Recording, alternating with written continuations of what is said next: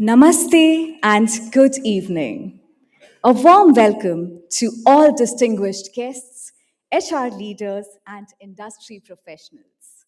It is a privilege to host you at the International Human Resource Conference, New Delhi, organized by Blue Ocean Corporation and powered by HRCI, the HR Certification Institute. We are proud to present the debut edition of IHRC in India, centered on the theme HR in the Age of Disruptive Innovation, Redefining India and Reskilling India. We are proud to present that since its inception in 2014, Blue Ocean Conference has been setting the stage for global excellence, hosting flagship events that bring together the brightest minds and industry trailblazers. Our conferences have taken place across the globe in the UAE, Saudi Arabia, Qatar, the United Kingdom, Egypt, and India. At our latest edition, IPSC Egypt, more than 1,000 participants joined us in an inspiring showcase of talent and leadership. And now, get ready for our next milestone. IPSC Mumbai, where 1,500 delegates will coverage, sharing insights, innovations, and inspiring under one roof. This is where ideas meet action and connections turn into opportunities. This evening, we come together to explore the future of HR, a world driven by innovation, AI, and skill first economy. Hear from global experts, uncover emerging trends, and discover strategies that are transforming organizations worldwide. To officially begin today's evening, it is my pleasure to invite Mr. John Ellis, Chief Operating Officer at Blue Ocean Corporation, UK, to welcome you and introduce you to the theme of IHRC 2026. Please join me in giving a warm round of applause to Mr. John.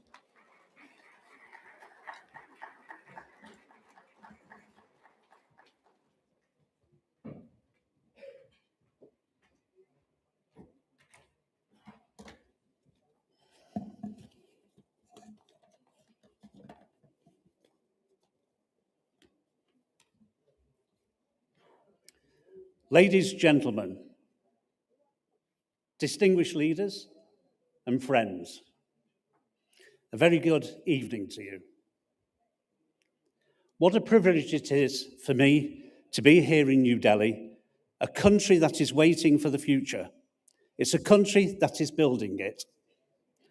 When I came to India from the UK, I had one simple question to myself. Where is the future of human capital being shaped?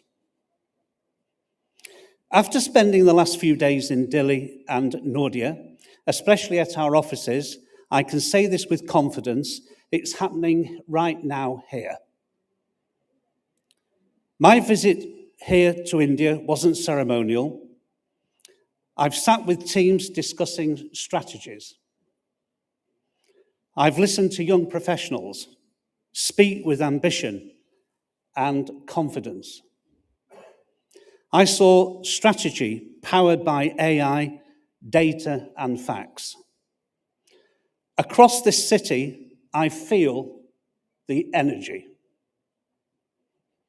A workforce that is young, skilled, and unapologetically future-focused. And then I realized India is just not part of the global HR conversation, it is shaping it.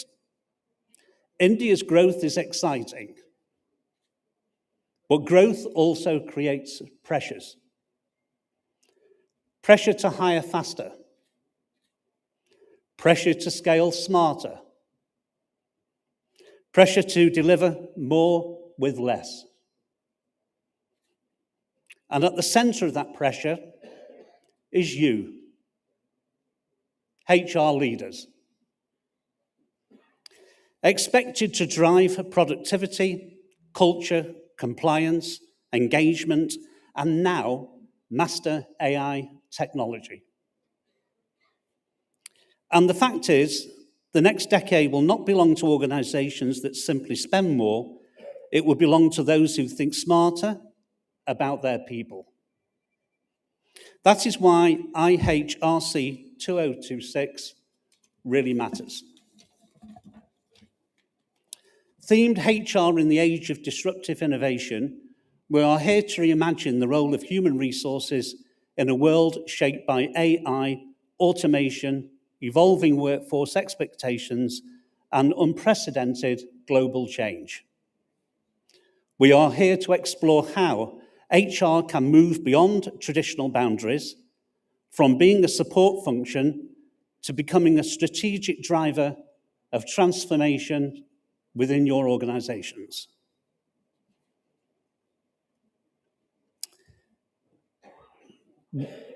We are here today to question, to challenge, and to discover how technology and humanity can coexist in collaboration. We are here to learn how to build agile workforces, nurture resilient talent, and create workplaces that are inclusive, ethical, and future-ready. I believe the leaders in this room are ready to take this lead to the new AI revolution in HR. Ladies and gentlemen, I welcome you to the very first India edition of the International Human Resource Conference 2026 by Blue Ocean Corporation, held here at the Méridien Hotel, New Delhi, India. Before we begin, I invite you to witness the force behind this global organization, the Blue Ocean Corporation.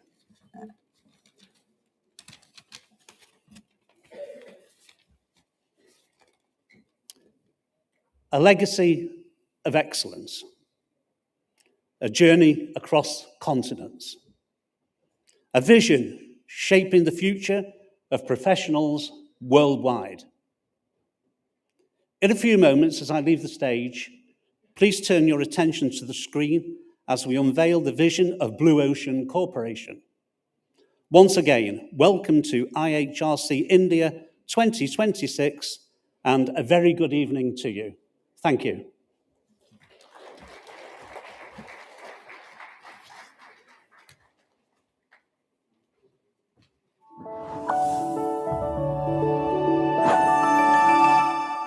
Welcome to Blue Ocean Corporation, the world #1 in supply chain training and consulting, the only super brand in the training arena, a multinational conglomerate with over 500,000 alumni worldwide. By empowering people, transforming businesses, and connecting minds, Blue Ocean defines what it means to lead in a changing world.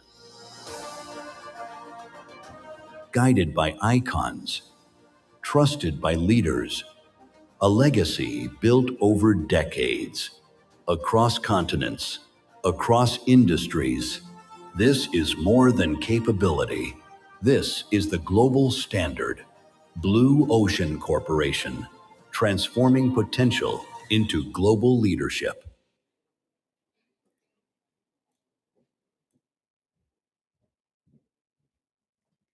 Wow, that video truly captures the remarkable impact Blue Ocean has created. You can truly feel the energy, the commitment, and the sense of purpose in every frame. Can we please have a huge round of applause for the video that was just played?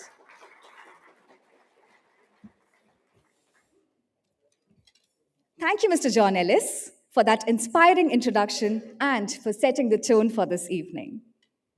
And now, speaking about vision and leadership, it is my privilege to introduce someone who truly embodies both: the legendary cricketer, the iconic leader, and the guiding force, Mr. Saurav Ganguly, member of the board, Blue Ocean Corporation, and chairman of the ICC Men's Cricket Committee. He has been an integral part of our conferences, consistently extending his guidance and encouragement. While he's unable to join us in person this evening due to the Cricket World Cup, we are truly honored to receive a special message from him. From the cricket field to the boardroom, his insights, leadership, and unwavering support continue to shape everything that we do. He inspires us to dream bigger, aim higher, and achieve excellence in every step. Ladies and gentlemen, please turn your attention to the screen for this special message. Over to the screen.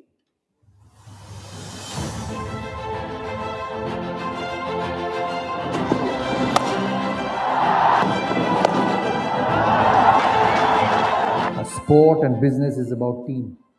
It's about people who you work with. And this, as they say, the biggest and the most important investment in sport and in business is human talent. The future of work belongs to organizations that adapt, learn, and lead with purpose. The International Human Resource Conference 2026 in New Delhi underscores the critical role of HR in building resilient, future ready workforces. With the theme HR in the age of disruptive innovation, this is timely moment to learn, evolve, and lead with intent. I've always valued participating in Blue Ocean conferences, but this time I'm unable to attend in person. As a member of the board, I warmly welcome all delegates and speakers to the IHRC 2026, the flagship event of Blue Ocean Corporation, powered by HRCI. Let us come together to redefine HR and build a more skilled, agile, and purpose-driven India.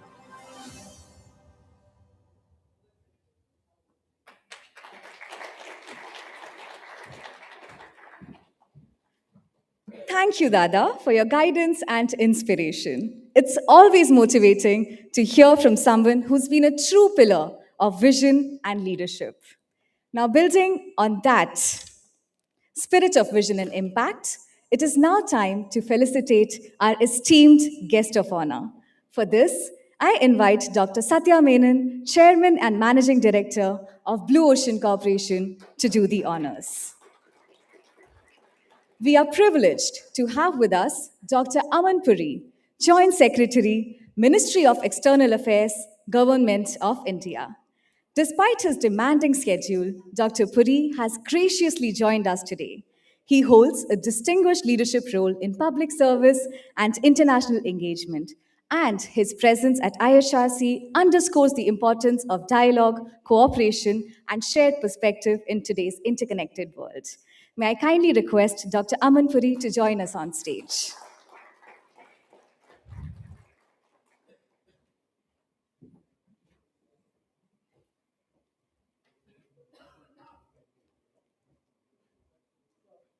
Ladies and gentlemen, let's give a huge round of applause for Dr. Aman Puri.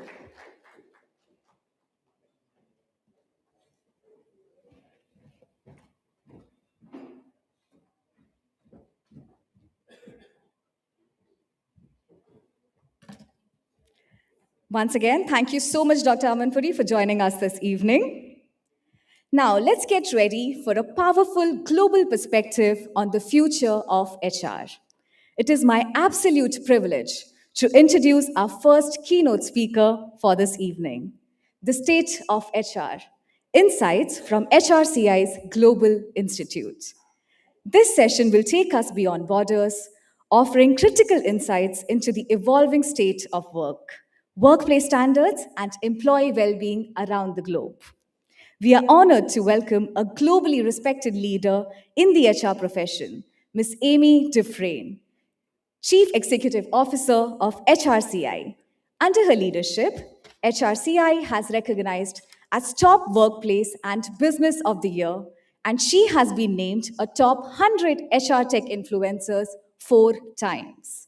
Please put your hands together and give her a grand welcome to the stage.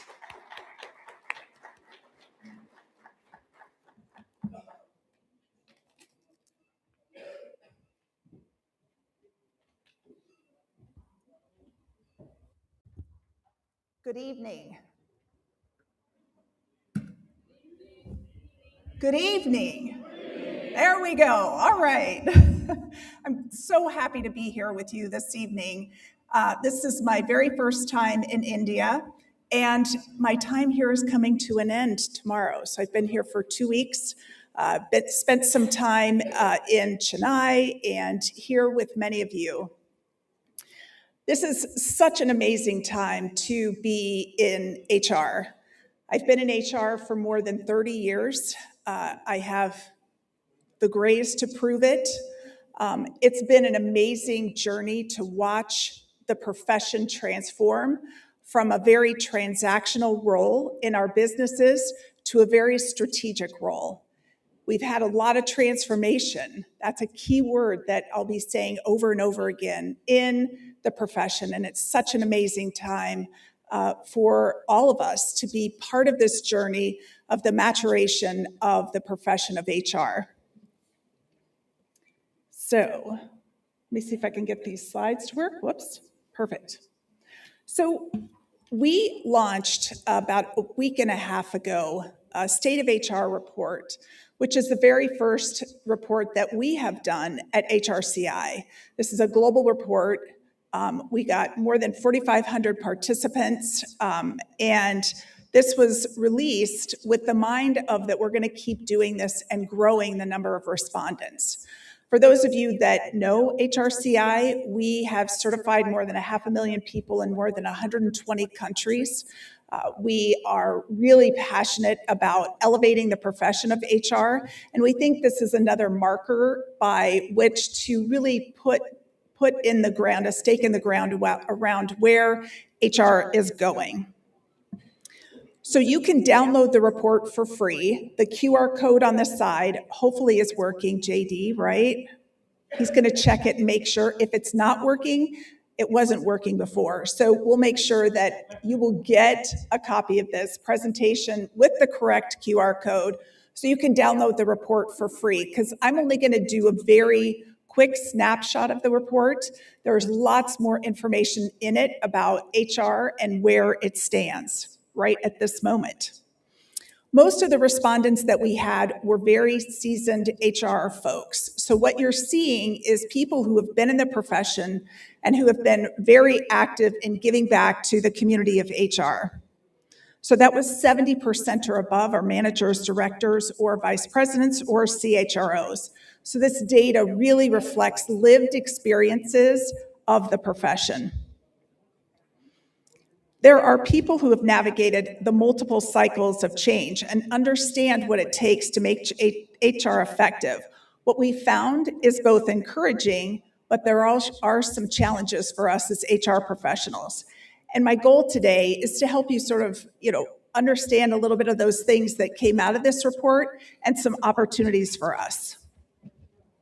Firstly is that we'll start with how HR professionals are feeling right now about their careers, despite all the disruption that's happening right now. Optimism is one of the strongest themes that came clear through our data. As a group, HR professionals are optimistic and they're very resilient, and they have to be. We're the ones that jumped out in front of the COVID-19 pandemic. We helped organizations navigate something for which there wasn't a playbook for. We didn't know what to do. So we led the way in helping our organizations navigate this very interesting time in the global space. We understand that people are performance, and that's how we cultivate our people and how we cultivate our success. It doesn't surprise me to see that HR is looking past adversity and focused on getting the job done. Nearly 2/3 say they are extremely or very hopeful about the future of the profession. Almost 3/4 of the respondents said, I would recommend HR to anybody who's looking for a profession to really get your hands dirty and to really understand how to enhance the performance in your organizations. So during these seasons that we're in right now of major technological shifts and geopolitical changes, optimism is all around and resilience is all around the HR profession. HR professionals understand the pressure, but they see the purpose in their work, which is really key. HR professionals choose to stay in their roles, and the top reasons is not pay.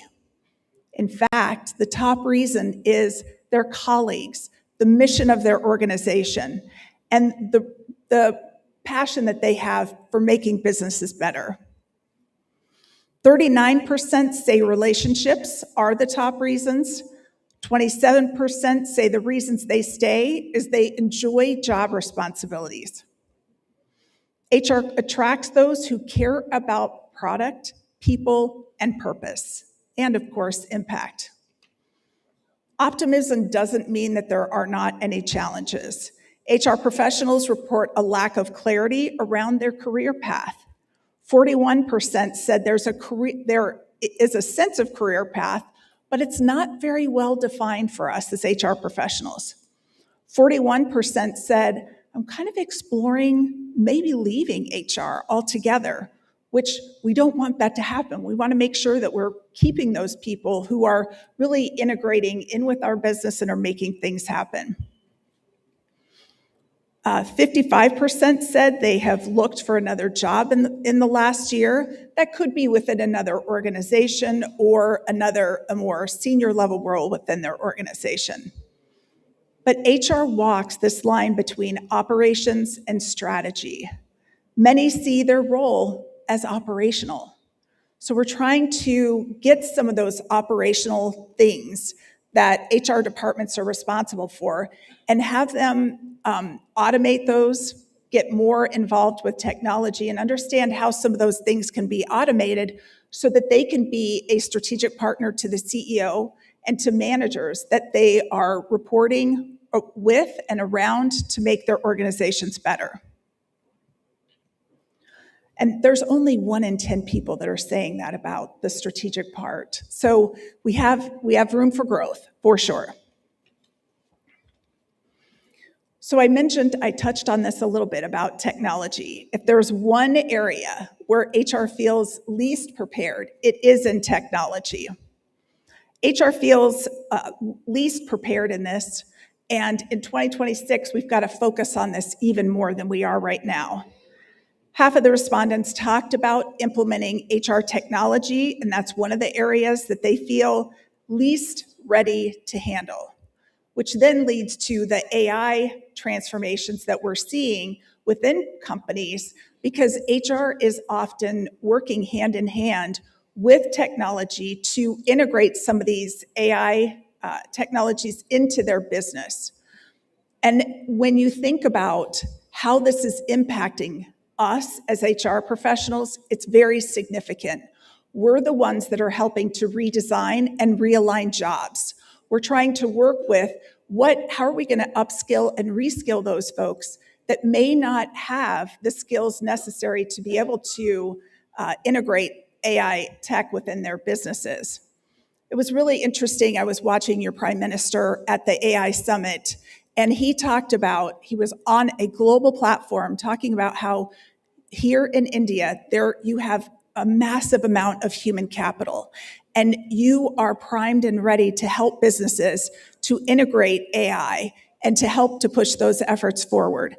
The message was loud and clear to the global community that you all have a great talent pool that's ready to lean in and ready to move businesses forward across the globe. So the paradox here, though, is that technology is where HR feels less prepared, but it's not the top professional priority for many HR people that we talk to. Half of them said that they were not being trained by AI or implementing that within their organization. It does particularly challenge, it is a challenge in 2026 because technology is new and it hasn't impacted everybody across the globe. HR is not change avoidant. The challenge here is pace and a lack of structured support. Most HR professionals think that HR technology will change their job in many ways, and technology, not just HR, but overarching technology, including documentation, performance management, process optimization, et cetera. We're seeing all of those components that will impact businesses. So there is this training gap that exists. HR has to build that capability so that they can define what this looks like. Another good news factor that came out of our research is that HR professionals love and they seek out learning opportunities. They're never stopping with their learning, which is amazing. Nearly everyone that participated in our survey said that they participated in professional development in 2026 and 2025, and they plan to in 2026 also. They heavily factored online instruction, webinars, self-directed courses, and online communities. At HRCI, we have all of these things. We have a webinar that is open to everyone across the globe. It is free, and we're talking about HR matters from risk to compliance to strategy, and we invite you all to join us. We also have a community called Engage, which is an opportunity for us to share with each other the challenges that we have as HR professionals, and we don't really know how to deal with those. You might be moving into another country and you're unsure about what are those things that I need to make sure that I'm protecting the organization about and that I am elevating the staff in the country for which I'll be. Businesses contributed a significant amount to the professional development spend for HR practitioners, indicating that the organization is interested in elevating the HR profession. They know the value that we bring, and they are investing in this. So the two areas that I've mentioned a couple of times is compliance. That's where HR professionals are making sure that they understand what those compliance and risk things that can happen in your businesses that can put us into a predicament. So we have to make sure that we know how to navigate this space. Also, the top component was strategy. So this is how HR can really elevate the conversation around mission, vision, value for the organization. So those are the two areas that we're seeing that HR will continue to be lifelong learners. In this survey, there's lots more data about what HR professionals are looking to invest in, but these are the top two that I think we need to pay attention to as HR practitioners. So our opportunities for 2026 are HR has a rare opportunity right at this moment. For decades, we've argued that people matter, culture matters, and engagement matters. What's different now is we finally have the tools, the data, and the credibility to prove it. HR is redefining itself as a performance function, and you all are part of that. In 2026, HR has clearer line of sight than ever before on people decisions and business outcomes. So it's tying together your people with your key performance indicators that measure the success of your business. And that's really where business CEOs and CHROs are very interested in seeing us as HR professionals lean in and help with understanding those people analytics, understanding the HCROI, the human capital return on investment. If you want to read more about it, Dr. Solange Chiras has written a lot of books around this. She's also participating in the ISO development standards for human capital reporting. And she is has an excellent definition about how do you measure your human capital? What does that look like? What are the factors that you need to look at as a company to make sure that you are getting the most out of your human resources? And that's your teams, not just HR, but across the organization. So advances in analytics and workforce data are helping us to be smarter as HR professionals, and the opportunities for HR to move more decisively from being a function for being known as activity or being known for impact. And this opportunity will be a challenge to you, to be comfortable with the evidence that you're seeing, to engage in those trade-offs that we have, and to say not only what you believe is right for people, but why. Why is it right for the business, and how you know. The nature of change is that it always happens to be before we're ready, and we can either lean in and learn, or we can be left behind. It's clear that no one in this room wants to be left behind. You're all here investing in yourself, investing in your knowledge, and that's magnificent that you're doing that for you. and for your businesses that you're working around. So there's some key takeaways for leaders. Use this moment and this data to prepare your HR teams for what businesses will demand next. HR must be able to advise, not just execute. And that requires an honest assessment of the capabilities and gaps within your organizations. This includes technology and AI, where preparedness is the lowest and leadership is essential. Career path ambiguity is a real risk for HR professionals. So set clear expectations for your team, set clear expectations for yourself. What do you know? What are the gaps that you're seeing in your knowledge, and where do you want to invest in those?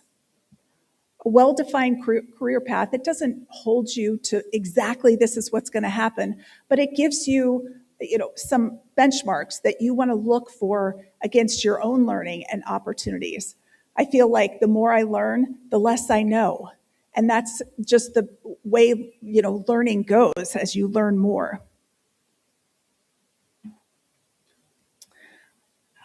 So in my journey to be the CEO for HRCI, was this my planned journey? Did I know that this is exactly what I was going to do?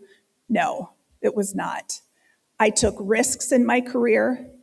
I looked at job descriptions and applied for the job anyway, even though I wasn't fully, I may have been 25 or 50% in line with what the job expectation was. It's really was leaning in to the business and understanding. I wanted to make sure that as a person who was in HR, that I did take those risks for myself. And you've got to take those chances. I accepted projects that I didn't know how to do them, but I accepted them and put teams together, and we found success. So it's being really confident in your skills and your capabilities, because you have learned a lot in your careers. So don't ever say no to something. Always say yes and lean in. And finally, HR's strategic seat is sustained only when initiatives are tied to outcomes. Help your departments practice clarity and impact, measurement, and adjustments as they evaluate success in their projects. Thank you so much for learning with me today. I look forward to all the other discussions that we're going to have. This is going to be a really exciting time for us. Again, download the report. You can join our engaged community by going to hrci.org. You can join us at a webinar. All of those things are free. We also have an AI chatbot that's specific for HR, so a great way for you to really dig into HR. So thank you very much again.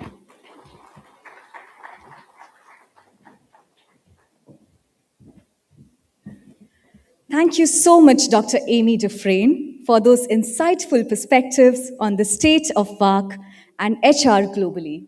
It was truly inspiring. Ladies and gentlemen, can we please give a standard ovation to Dr. Amy Dufresne?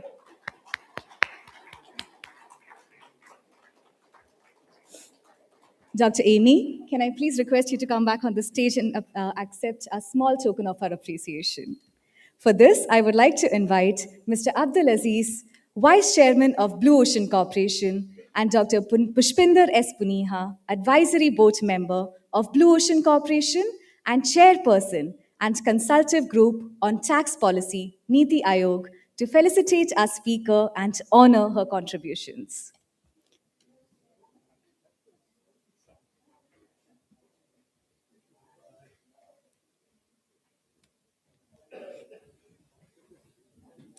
Can we give a warm round of applause?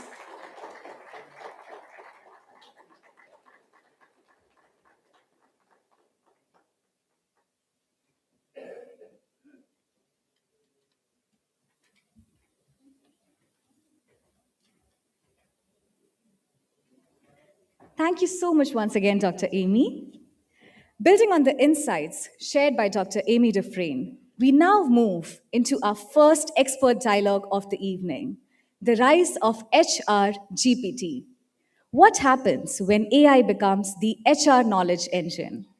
In an era where AI and technology are transforming the way we work, HR is evolving faster than ever, and understanding those changes is critical for every organization. This panel gives us practical insights, innovative ideas, and real world examples on how AI, GPT, and other advanced technologies are shaping the future of HR. I am delighted to introduce our panel of experts who brings years of experience in HR, AI, and organizational strategy, and who are here to share their perspectives and answer your questions. Please welcome Mr. Abhishek Yadav, Director, HR South Asia, DuPont. Next, Mr. Bhuvnesh Singh Chauhan, Vice President, HR, Havells India Limited. Joining them is Mr. Gaurav Chopra, Vice President, HR Operation and Transformation, Paytm.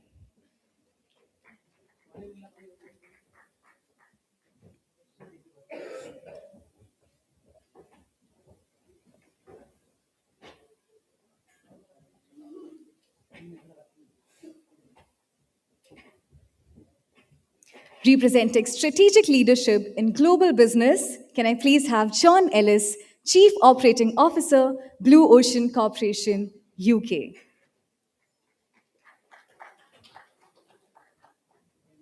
From the field of education, AI, and governance, Dr. Chandrasekhar Buddha, Chief Coordinating Officer, AICTE and CEO, Anuvadhini AI. And rounding up our distinguished panel, Mr. Trishant Mehta, Managing Director, HRCI, India. Moderating this engaging discussion is Ms. Lama Achui, Assistant Program Director, HR and Soft Skills, Blue Ocean Corporation, UAE. Once again, let's give them a warm welcome as they share their insights on how AI is reshaping HR, workforce productivity, and the employee experience. Over to you, Lama. Thank you very much. Good evening, distinguished leaders, policymakers, innovators, and architects of the future of work. By now, AI is no longer an experiment in HR. It's becoming embedded in its very infrastructure. The question is no longer whether HR will use AI. The real question is this: what happens when AI becomes the knowledge engine behind every people decision? When it informs who we hire, how we develop talent, how we design careers, and how we measure human potential at scale. HR GPT is not simply automation. It's a structural shift in how intelligence flows inside organizations. And in a country like India, with one of the world's most dynamic HR tech ecosystems, do we follow global standards or do we set them? Let's begin. Dr. Buddha, so when we talk about HR GPT, what is the most significant shift it brings to HR? How decisions are made, how value is delivered, or how accountability is defined? On behalf of Ministry of Education, Government of India, I welcome all of you for this wonderful, thought-provoking Blue Ocean IHRC HR GPT. Because I'm a technologist, I always wonder what I'm doing here in the HR. Because the technology is everywhere now. From morning, the minute you get up, till you sleep, right? I mean, while you are sleeping also, your AI is working on the background for you. So the HR is not exceptional. Because the biggest fundamental problem recently, one of my friend said, I'm not getting job opportunities. So can you give me some kind of a tip? So I have written a small Python code for him. What it does, very simple. It just goes to LinkedIn. It picks up the requirement of that company. It takes his own profile. It creates an AI generated profile which exactly matches to that job. Not only that, it creates a fake projects which you as a HR will feel very attractive and you will call him for an interview. So the probability of selecting a candidate for HR become very challenging because you don't know whether it's a robot written profile or a human written profile? That's a fundamental problem one. The second challenge, so I have written it. He was so happy, he received a couple of interviews. Then he said, see, there's some problem because some people are saying this is a robot written content. So then again, what I did, I have taken that, I have written another Python code. So it first goes to ChatGPT, is creates this kind of a profile for him. Then we copy that and opens up Grok and say, hey Grok, you know what? This is what ChatGPT created, but I strongly feel this is robot generated CV. Can you please edit in a way that it sounds like human generated? So Grok says, oh my God, ChatGPT is giving this. Let me give you the best. It gives another version. I text that copy. I will put it in Anthropic and any other large language model available, and I will say, you know what, ChatGPT and this guy said this. Can you further fine tune so that I can cheat my HR, so that I will get an entry into it? Do you see the danger? The problem here is the HR job became so complicated after this technology. You don't know whether is it a valid profile or not. That is a statement number one. The second fundamental problem, what I see from the technology point of view, I mean, it has benefits also, but first let's talk about the disadvantages. People sending millions of profiles, irrespective whether the job opportunity gets matched into your profile or they just simply send it, and they pray God that, I will receive a call. So this is another biggest challenge for the systems, because the current existing systems doesn't have that intelligence in place to filter and give an opportunity to HR to filter it. Recently, I mean, I just want to give one Indian example, but this may be applicable across the globe. So there is a clerk job opportunities with one of the state government. The number of openings are 100, only 100. Millions of people applied. Can you, anyone from HR, can you tell me how much time it will take you to go through each and every profile, filter it, and then, then make sure that you have at least 500 to 1000 profiles just to call for an interview? So see, do you see, right? So that is where I see the technology comes into picture. It has a Dyson slice of data intelligence in place. So we need to use the technology in a way that we will basically make sure the HR life is little easier, and the system can detect whether it is a system generated, I mean AI generated profile, or a human generated. Because what happens, is there any way we can have a copy available on the internet so that your system goes there and cross checks all this and make sure the profile what he sent it is a valid profile? You see, these are the various things. The another issue what I see is the qualification, because sometimes what happens, you may need a X qualification, but the candidate may not have that qualification at all. So is there any way we can create, system in place which can basically cross check and make sure they do a further fine tuning, and it will give you only the precise 300 to 500 profiles to you, so that you will only look into those profiles and you will work on only those particular profiles. So I just want to come back one more step. See, because when I worked for various companies, and then I recently joined Government of India 3 years back, but when I worked for MNCs, so the biggest problem for all the private limited companies, if you want to onboard one person, it will cost you minimum 3,000 US dollars. So are you onboarding a right person? Because what if the person quits within a month? So it's a loss, right? If you accumulate that with multiply with hundreds of resources, that's a huge loss for a company. So what is the job of the HR with help of this technology is to first filter and identify the right person, onboard the right person, train the right person with your company policies. Because recently we did one more thing for my friend. I'm just throwing this so that you'll understand.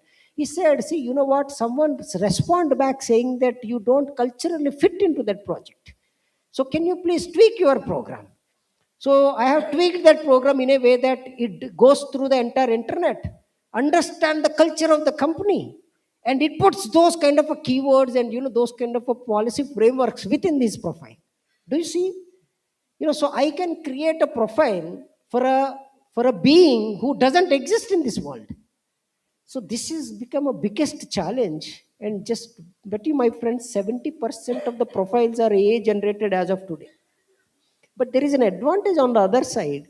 Imagine an extraordinarily brilliant who is very good in maths and science, but he is not good in writing communication skills.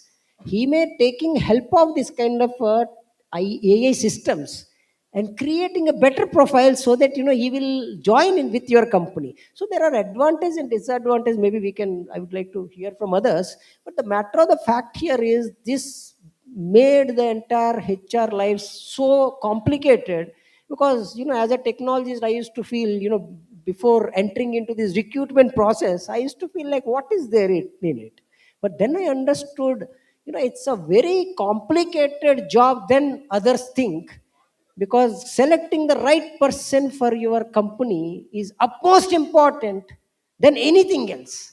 So this entire process became so complicated, at the same time so easy with the help of the AI technologies. Maybe further we will discuss further. Thank you very much. Thank you very much, Dr. Buddha. Actually, you covered much of this section here, but I still have one question in this part for Mr. Gaurav. Do you think that HR GPT should be positioned as an advisory intelligence or as an operational decision support system? To me? No, to Mr. Gaurav. No, I think it's a transition. It always starts with a decision support system and then sort of takes off to helping a professional or a leader in making those decisions with the help of empirical data. And at the end of the day, leadership capability is supposed to complement from the data science side of it or the people science side of it, like which is being developed now as part of an overall evolution in HR via AI. The second element, which I feel is very, very important, is the decision making capability is now getting augmented and it is getting transformed with a combination of data, which is of course coming to us through an enterprise controlled um, historical enterprise controlled historical data, and at the same time the behavioral patterns of decision making, and at the same time how do we go about creating a product around it. So at the end of the day I feel the decision making eventually is moving more from a process side of it to productizing our HR interventions across the employee life cycle. So you would see a lot of our partners in the HR space who are working with technology coming to us not from a process change perspective, but they have micro products to offer, be it the recruitment phase or the onboarding or the overall employee experience is a product in itself. So our one capability on decision making and on from a leadership maturity is to complement the HR understanding, work with it, and also understand how do we create a product that enhances employee experience and personalize it across the overall value chain. I feel these are the two, three things are, it's really changing today. Thank you very much. So if AI is becoming the knowledge engine of HR, the next logical question is, where does that intelligence translate into action? So Mr. John, which HR processes today deliver the highest return when automated by AI, and which ones should remain deliberately human-led? Yeah, a couple of statements to begin with. Of the leading companies, 45% of them have implemented AI fully in their HR departments. And it's estimated that by the year 2030, 100% of your AI, your HR will have implemented AI. So companies as we see them tomorrow, the HR departments are going to totally change. Your staff doing traditional functions will change completely to inputters of data, to analyzing data. But everybody thinks that AI is the answer to everything, and I don't believe it is. Mistakes can still happen. And that's why we still do need the human input into HR and AI. I mean, a few examples for you. AI may have noticed that a member of staff is taking very, very high number of days sickness, for instance. and AI is automatically generating an email to the employee warning them that they're in severe risk of possible termination of their job because of the amount of time they're actually taking off sick. What HR couldn't pick up is that that particular employee was suffering cancer and had to take time off, often at short notice. And that's where you need the human input. If I was applying for a job in your organization that had fully implemented AI, maybe it would reject me because of my name being English, because AI learns by historical things that have actually happened, and it can see that anybody has never joined the company that actually has an English name, so it could automatically be rejected. Most organizations are moving towards full implementation of AI in the recruitment process. This is from even recognizing workforce gaps that are going to appear, placing advertisements on social media and in the right place to attract talent, sifting through all of the CVs, inviting the applicants that are suitable to interview, even interviewing with an AI robot, and doing the whole process completely by automation without any human involvement. You know, I think that is wrong. I think that there is a human need at the end to do that final analysis. 95% can be done, but that final point, you really do need a human involvement to be able to help to decide if the candidate is okay, looking at their interpersonal skills, how they come across. The scariest thing here is that in the UK, and maybe it's happening in India as well, is that robots are being used to carry out video interviews, even using voice technology to see if the candidate's lying, and coming across as if they're almost human in the quality of the interview. Now, savvy candidates, especially in the IT sector, are developing digital twins of themselves and sending their own robot to the interview. So you've actually got a robot interviewing a robot of yourself. That's the future. We haven't figured a way around that yet. Thank you. Thank you very much. So beyond efficiency and workflows, the real transformation begins when AI moves from process management to talent development. Mr. Abhishek, what does true personalization in learning and development mean when driven by AI, and how is it different from simply offering more content? A very good evening to all of you. So the question is about personalization. When we were earlier, a few years back, when AI had not taken as much as it has taken today in terms of the application and deployment across organizations, it was more about personalization to the device of the individual or to the employee. So you can access the courses on your laptops, on the tabs, on your phones, etc., and so on and so forth. The programs which were coming to your feed were not so much customized vis-a-vis your roles. But today you can see a little more customization has happened. The engines have become more smarter and intelligent, and you can get a little bit of filtering done essentially to the programs coming to you to make you better at doing your job. Uh, However, true personalization essentially starts with all this intelligence offering you the feed in the context of the business challenges you are facing, in the context of the organization landscape in which your company is operating, in the context of the role in which it is going to evolve given these business challenges. So that's the first step. So while this intelligence is something which is commoditized, which will be available to everyone, it has to basically work for your business and for the future in terms of the role evolution for you. That's the first part. The second part is essentially around how it tunes the programs vis-a-vis your learning styles. All of us learn in different ways. Some of us like to read, some of us like to go to videos. We like to probably like classroom trainings, etc. So the programs which should come or the recommended by AI has to keep that learning style of the individual into question, so that whatever it is offering is getting absorbed and basically it can be practiced on the job.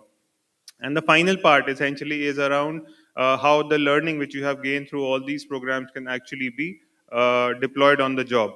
which means that it should also give you some kind of ideas around application of stretch assignments, giving you some ideas around going to mentors within the organization, etc., which can really help you to embed that learning and apply it on your job so that it can stay with you for a long time and it doesn't just fly away like any other training. So those are some of the key aspects which need to be kept in mind when we talk about true personalization, essentially, of AI-driven L&D across the organization. Thank you so much. Mr. Trushant, what role should managers and HR still play when AI provides continuous learning and career recommendations? It's $1 million question, isn't it? First of all, I just regained my voice after 3 days, so I promise I do not have the AI chip in my voice box. It's just the deep voice. You will listen to it. By the hands, how many of us would like to actually get up in the morning excited to talk to HR about the leaves and about the leave balances? Mostly no one, right? So that's the one area where the AI could actually do some automation task.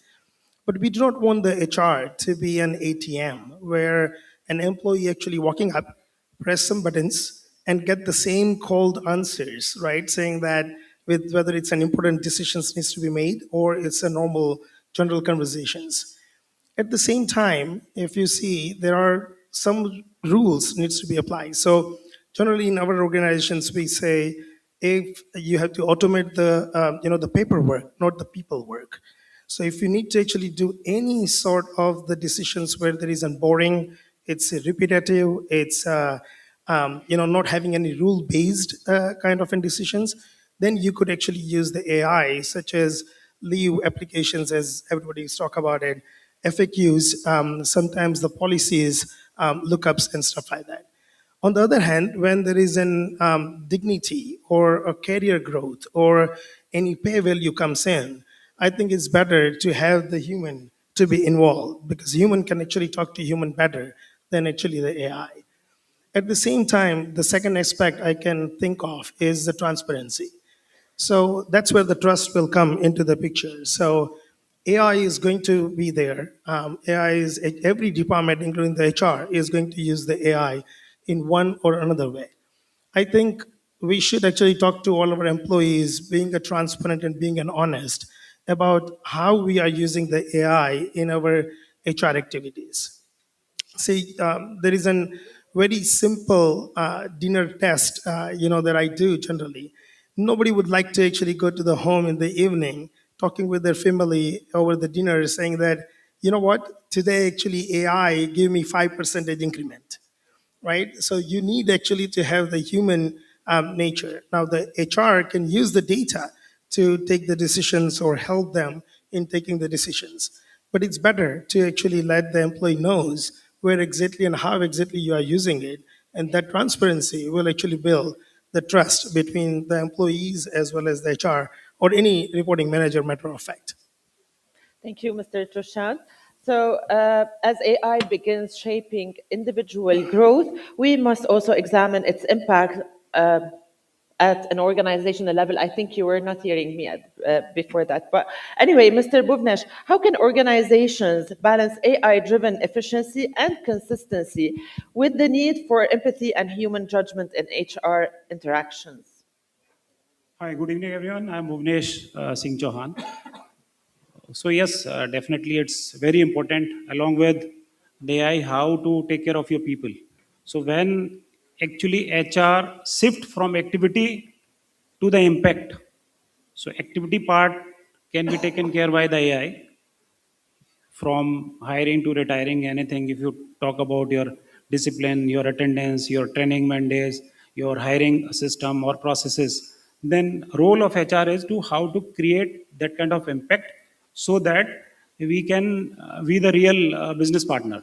So mainly to understand the business, to your people management, succession planning, in place of competency, how to analyze the capability of people for the long run in the business systems, and then along with the complete organization, those having good people systems, their productivity will be 30 to 40% higher than the other organizations. One. Second part, we need to take care of the engagement culture. If your culture is engaging people, that also maybe create impact for the EBITDA and growth of your business. Third, you need to take care of the complete career development plan of your people and the linked with the organization goals.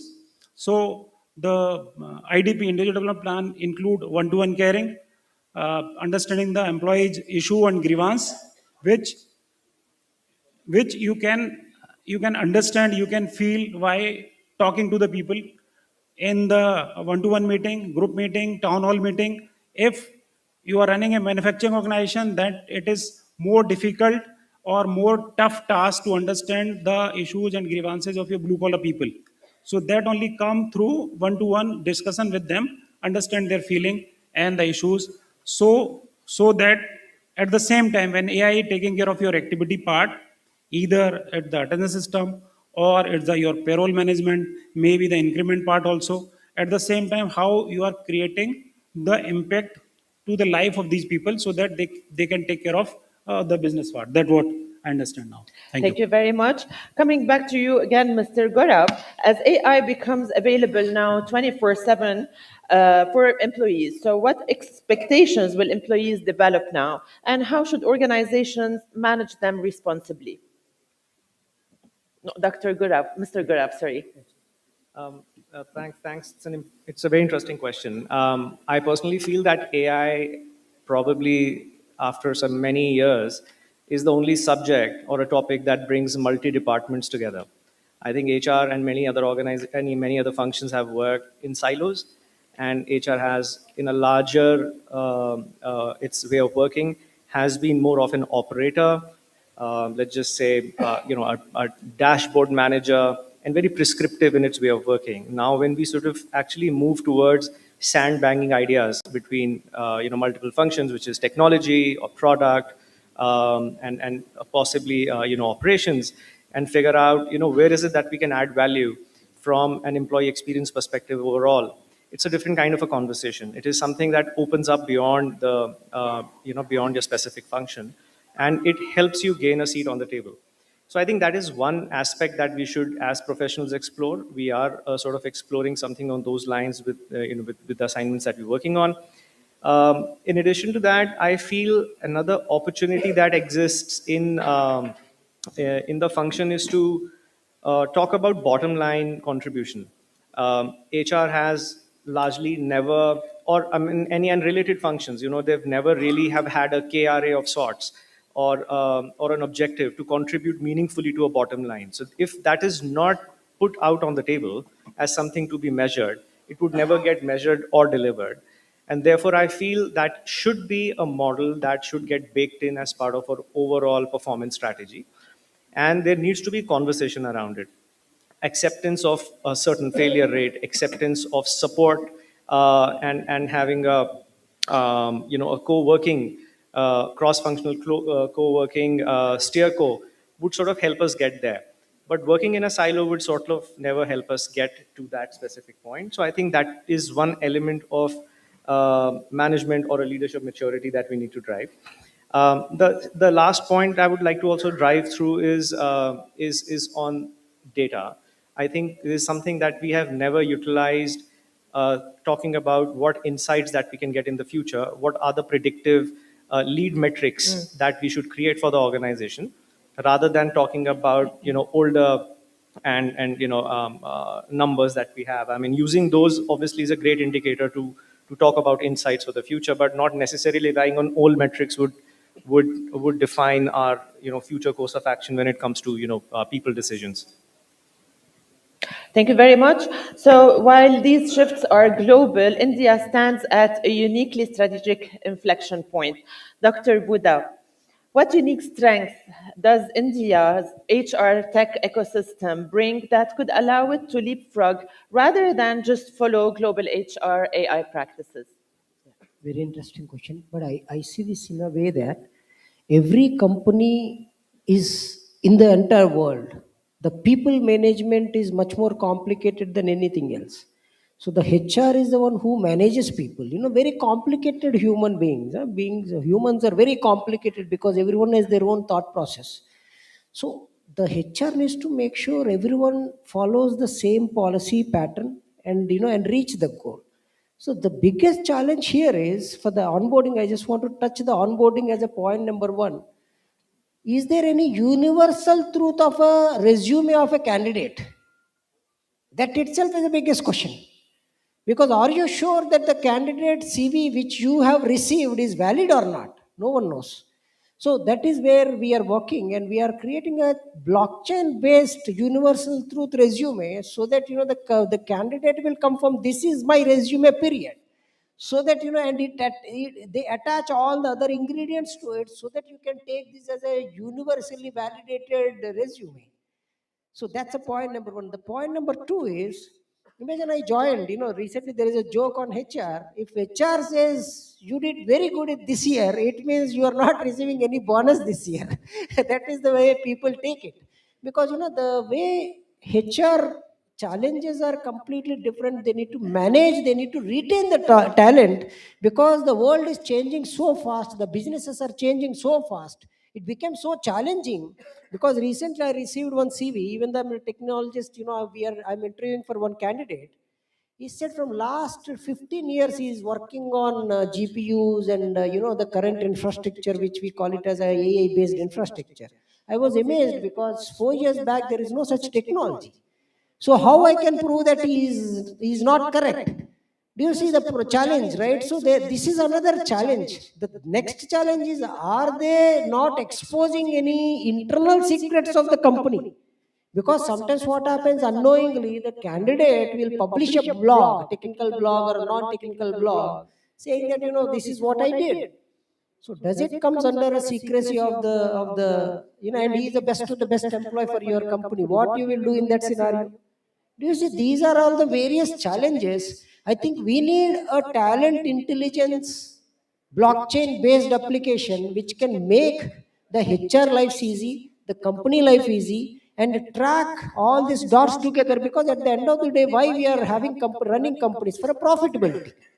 So who are the main resources, important resources for the company, and who have time to spend on other projects? Who can do better in in the research example? I'm just throwing an example. So who have time of a thought process of doing more researching? Who is good in innovation?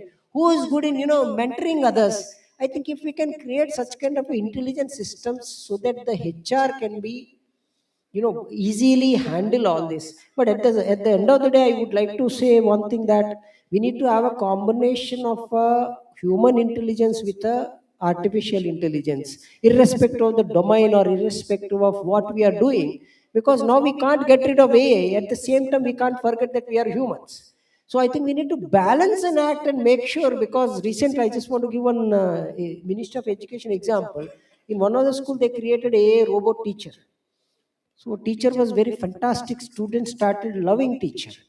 So one of the student is very depressed for few weeks. Then he came back and he started talking with the AA teacher. He said, I'm so depressed. I have so many problems in life. You please suggest what to do. The AA teacher simply said, why don't you suicide? Very simple. Do you think a teacher can say that? No. This is a fundamental difference between a human. So the same scenarios is applicable in a company. Because sometimes the only human HR can understand the other human, and they can intervene, and you may be saving a life. Sometimes what happens, he is on the edge of suiciding, but you are exactly pulling them back. So this is where I see the humanity comes into picture. So we need to have both, hand in hand. But 60% humanity, 40% technology. One last thing I just want to, maybe one of the side kick-in project of one of the employee, maybe a patentable and useful for your company. So it may increase your profitability. I think if we can identify such kind of things, so that HR can interact with them and with help of the management, and this can be included as a profitability for the company, right? I think this is where I see it has a huge scope. But at the same time, we need to make sure the human is master, the technology is a slave. I think we must remember that one point. Wherever I go, I always say that human must control the technology, not technology control the human. That's it. Thank you. Thank you very, very much. This was very insightful. One last question before we close this panel to you, Mr. John. How do you see the importance of AI analytics for decision making in HR?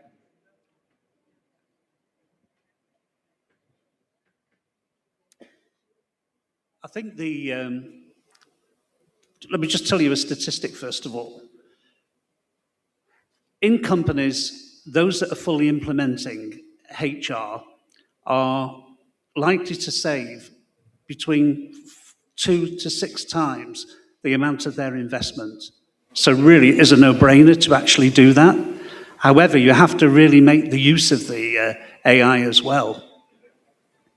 On our training courses with Blue Ocean, we cover HR analytics very, very closely, and we encourage companies to look at a range of approximately 64 analytics that they should be measuring to be able for the company to be operating in a really profitable way, and that to be implemented by the HR department. Now, HR analytics can do all of this. There's certain things it can't do, but you've got wonderful tools to use. But I believe that companies that have implemented AI are only using a fraction of the tools that AI is capable of. The things it's not capable of are things like dispute resolution between employees, grievances, looking at training requirements with employees, discussing promotion, exit strategies, the list goes on. So although we can actually look at implementing AI throughout the whole of the HR department, we do still need humans to do some of the traditional roles. But please, those of you that are implementing AI, make full use of it. Go on training courses, upskill your workforce, and make the best use of the investment, because it will pay for itself many, many, many times over. Thank you. Thank you very much. So my sincere thanks to our esteemed panelists for an exceptionally rich and forward-looking discussion. Intelligence may be artificial, but human resource management must always remain human. Thank you very much. I just want to close with one point. In HR, you have human, not artificial. I think we must remember the HR is human resources.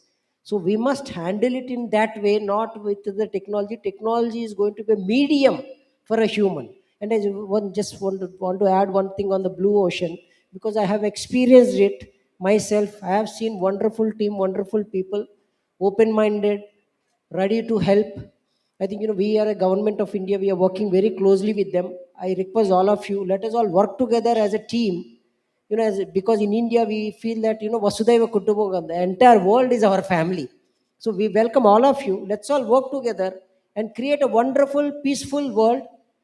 Peaceful. When I say peaceful, not only from the mentality point of view, but from the technology point of view also.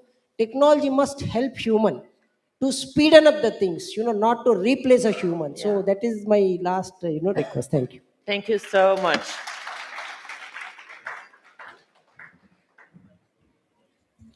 Thank you to all our panelists for sharing their insightful perspective. I'd like to request you all to please remain on the stage. At this moment, it is my pleasure to felicitate these experts for their valuable contributions and for sharing their knowledge with us today. I invite Ms. Disha Kaikwad, Senior Director, Strategic Partnership, Blue Ocean Corporation, UAE, and Mr. George Nomdeyu, Managing Director, Global Operation, HRCI, to join us in facilitating our panel speakers. Please join me in giving them a warm round of applause and welcoming them. We'll now start our felicitation with Mr. Abhishek Yadav, Director, HR South Asia, DuPont.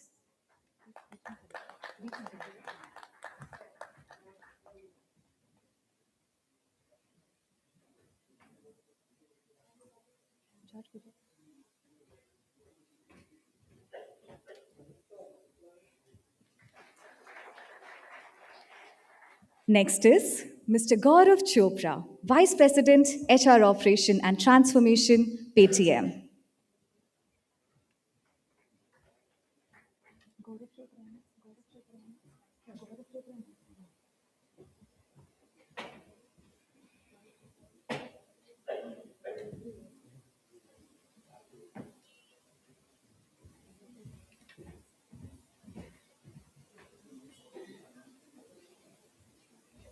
Next, Mr. Bhuvnesh Singh Chauhan, Vice President, HR, Havells India Limited.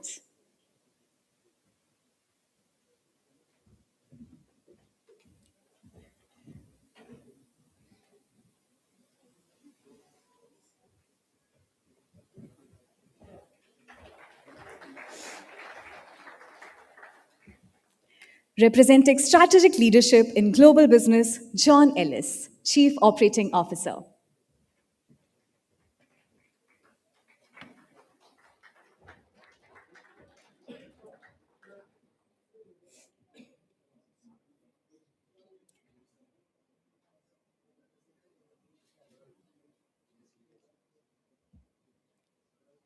Next, Mr. Dr. Chandrasekhar Buddha, Chief Coordinating Officer, AICTE, and CEO, Anuvadini AI. Guys, can we keep clapping?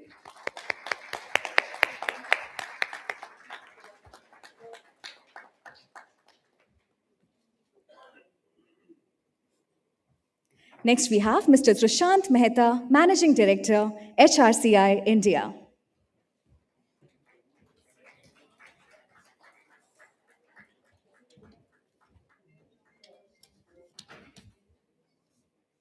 And next, we have our moderator, Ms. Lama Atui, Assistant Program Director, HR and Soft Skill, Blue Ocean Corporation, UAE.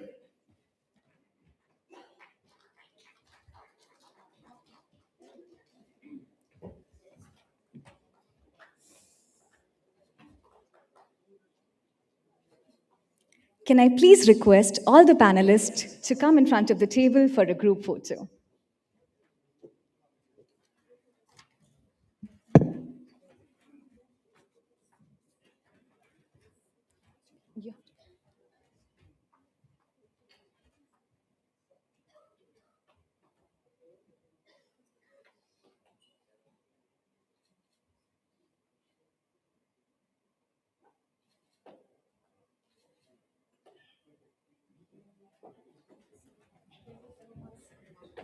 Thank you so much once again to all our panelists. Thank you so much, Disha and George, for felicitating them.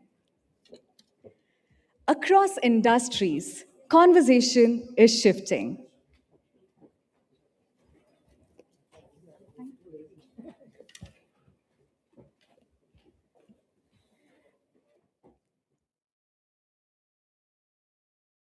Degrees are important, but skills are becoming decisive. Job titles are evolving, but capabilities are defining value.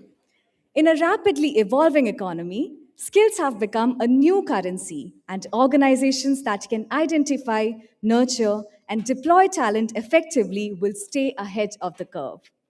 But the big question is HR ready for a soft skill first economy? Our next expert dialogue brings together leaders and innovators who are working at the forefront of talent strategy, learning, and development. They will share practical strategies, real world examples, and emerging trends to help us navigate this shift. Please join me in welcoming our distinguished panelist, Dr. Pushpinder S. Puniha, Advisory Board Member, Blue Ocean Corporation, and Chairperson, Consultative Group on Tax Policy, Niti Aayog. We have Dr. Prateek Dubey, Global CHRO, Mankind Pharma Limited. Lieutenant General Vipul Singhal, AVSM, SM, Deputy Chief of Army Staff, Indian Army. Mr. George Nomdeu, Managing Director of Global Operations, HRCI. And guiding today's conversation, we have our moderator, Lieutenant Colonel Shishir Hirdekar, whose expertise in strategic leadership and works for transformation will ensure a lively and insightful decision. Can we have a huge round of applause for all our panelists on stage?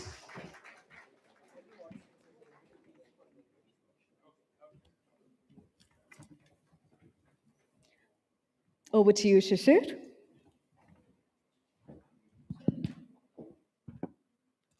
Good evening and Jai Hind to all of you. Jai Hind. It's my proud privilege and honor to welcome all of you in this panel discussion. Today we are going to discuss how the future is going to look like and what we as HR professionals is laid in front of us. Sir, we are in the age where technology is evolving faster. And to cope up with that pace, the organizations they have to evolve further faster than the technology. They have to turn this evolution process into metamorphosis. They have to find people with real skill, the skills which are transferable, the skills which are real, the skills which bring value, and the skills which are really demonstratable. Now, if we want these skills, what we should do? The traditional degrees that we all possess, those who are here, they are really losing their sheen and their shine. And the real era of the skills led education is coming up. It said, and I quote, uh, uh, तराश के पत्थर को तराश के पत्थर को भगवान बना देता हूं. For my friends from friendly foreign countries, I carve stone into God. अपनी मेहनत से उनमें जान डाल देता हूं. तराश के पत्थर को भगवान बना देता हूं. अपनी मेहनत से उनमें जान डाल देता हूं. I put life into them. काबिले तारीफ हूं जनाब, क्योंकि कुछ भी कर गुजरने का जुनून रखता हूं, हुनर रखता हूं. So we want people, thank you. We want people who can really bring these kind of skills. We want people who can really convert that stone into the God. And to take this discussion forward, we have an elite panel. We have top leaders from government, from military, from corporate world, and people who are leading global communities across the globe. Let's snoop in their minds and find out what is that we have to do, how to take this chariot forward. Sir, directly I'll move and ask the first question to Dr. Pushpinder Punia. Sir, you have been leading the topmost think tank of India, the Niti Aayog, and you have been dishing out the policies which are really transforming the world and the India as well. And you have been very, very vocal about the skill-based education in your speeches, in your columns, in your articles in newspapers, sir. Sir, we will really like to know that how the topmost think tank of India is planning the inclusion of skills to prosper and to propel the growth that we are getting from the demographic dividend that we have. Thank you, and thanks for all of you for participating in this mutual learning process we are in. And I must compliment the first panel, which was here, that the insights into AI were really meaningful. That how we have to keep human at the top, but we need to use this tool to get better productivity. And that is what your question is also all about. That how do we, get people educated in a manner so that they can participate in first meeting their own self-interest also, so that they get good employment, good entrepreneurial opportunities, so they get educated, as well as they contribute to the national cause. They increase the productivity, they increase the overall production, they increase the national income. And I must say that our honorable Prime Minister has given this task to Niti Aayog in very clear terms, that by in the next 21 years, we have to become Viksit Bharat. And if we have to become Viksit Bharat, then we must have all our youngsters participating in economic activity where they get significant reward as well as they contribute to the rise of the national income. And the target which has been set for us requires our GDP to grow every year at the rate of 8%. And it can happen only if we can, get technology into everyday life, into production, as well as educate our youngsters in such a manner that they feel confident enough that they can undertake all the activities which the AI is likely to, bring into our production methods and in the way the governance is to happen and all. Just to, give you from to this AI Impact Summit, which had happened, that is kind of laying out in some ways, what needs to be done. And I must quote from two experts the data which is given also, like how the the skill set is necessary now for us to enjoy the benefits of the demographic dividend. Our the chief economic advisor of India, Anantha Nageshwaran, gave exact figures what we really have achieved till now and what we need to do. And in this summit, he pointed out that in next 8 years, if we need to get all our youngsters participate in economic activities, then we need to create 8 million jobs annually. And that will ensure that as we grow, the inequality does not come down.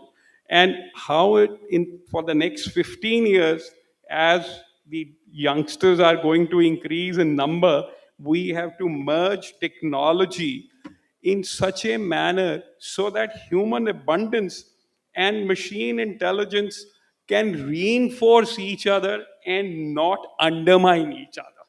So that is what Niti Aayog is actually looking at, that what kind of skills can be given and what kind of skills can help that, these youngsters don't become removed from the socio-economic activity by AI, but they in fact participate in that. But he gave us the challenge also for that.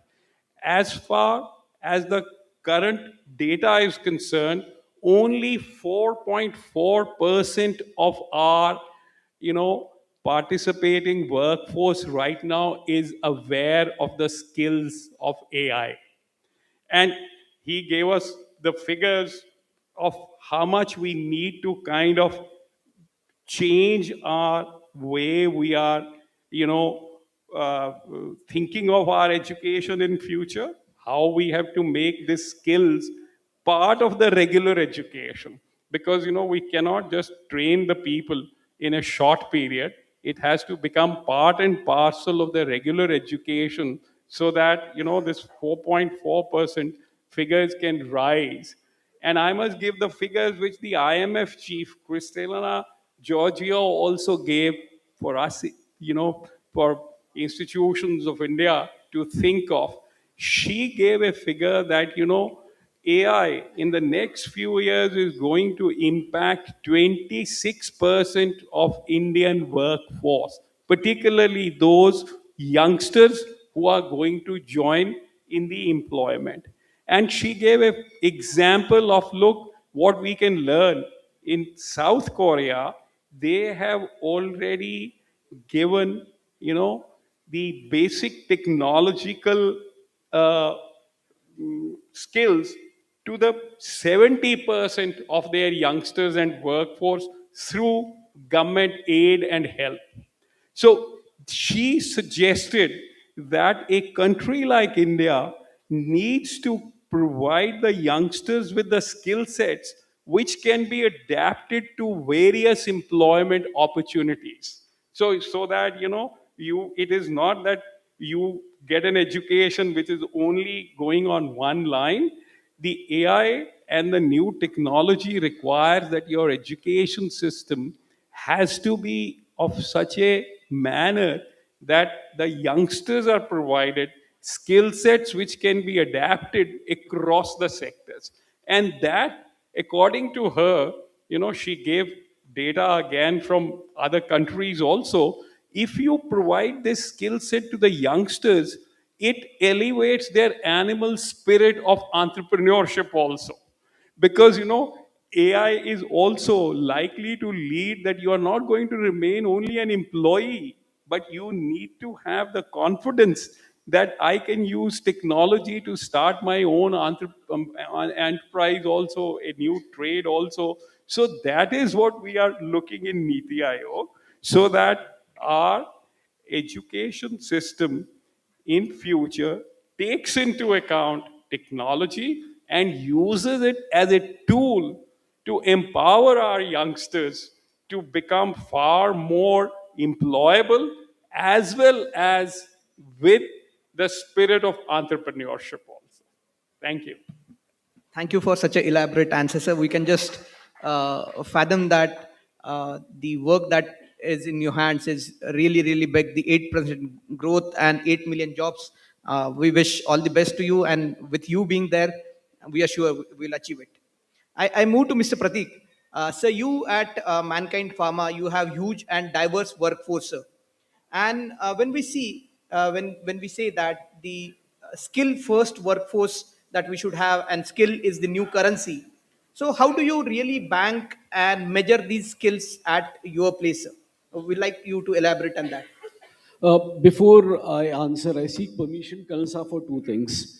I request audience to give a warm clap because I'm sitting in between two people, one who designs the tomorrow of my country and one who protects today of my country. I want you all to clap for it. Thank you. My second thing is, I know very intelligent people are here. I know the and most best talent is here. I have a humble submission to everyone in the room. Please don't call HR as human resource. Humans can't be resource. I request humans can't be resource. Humans are humans. Let's first take that point. Second, going to the question which you asked. Uh, so what is currency? What does currency mean? Currency means, in my words, I'm not as intelligent as these people, but in my simple word, something which is transparent, which is a value, which can bring something for me for tomorrow, which can protect today. That's what I say currency. Am I correct? Now, if that is the currency, and what is H or human? What is talent? My simple one word which I say, our people are the asset for my customer.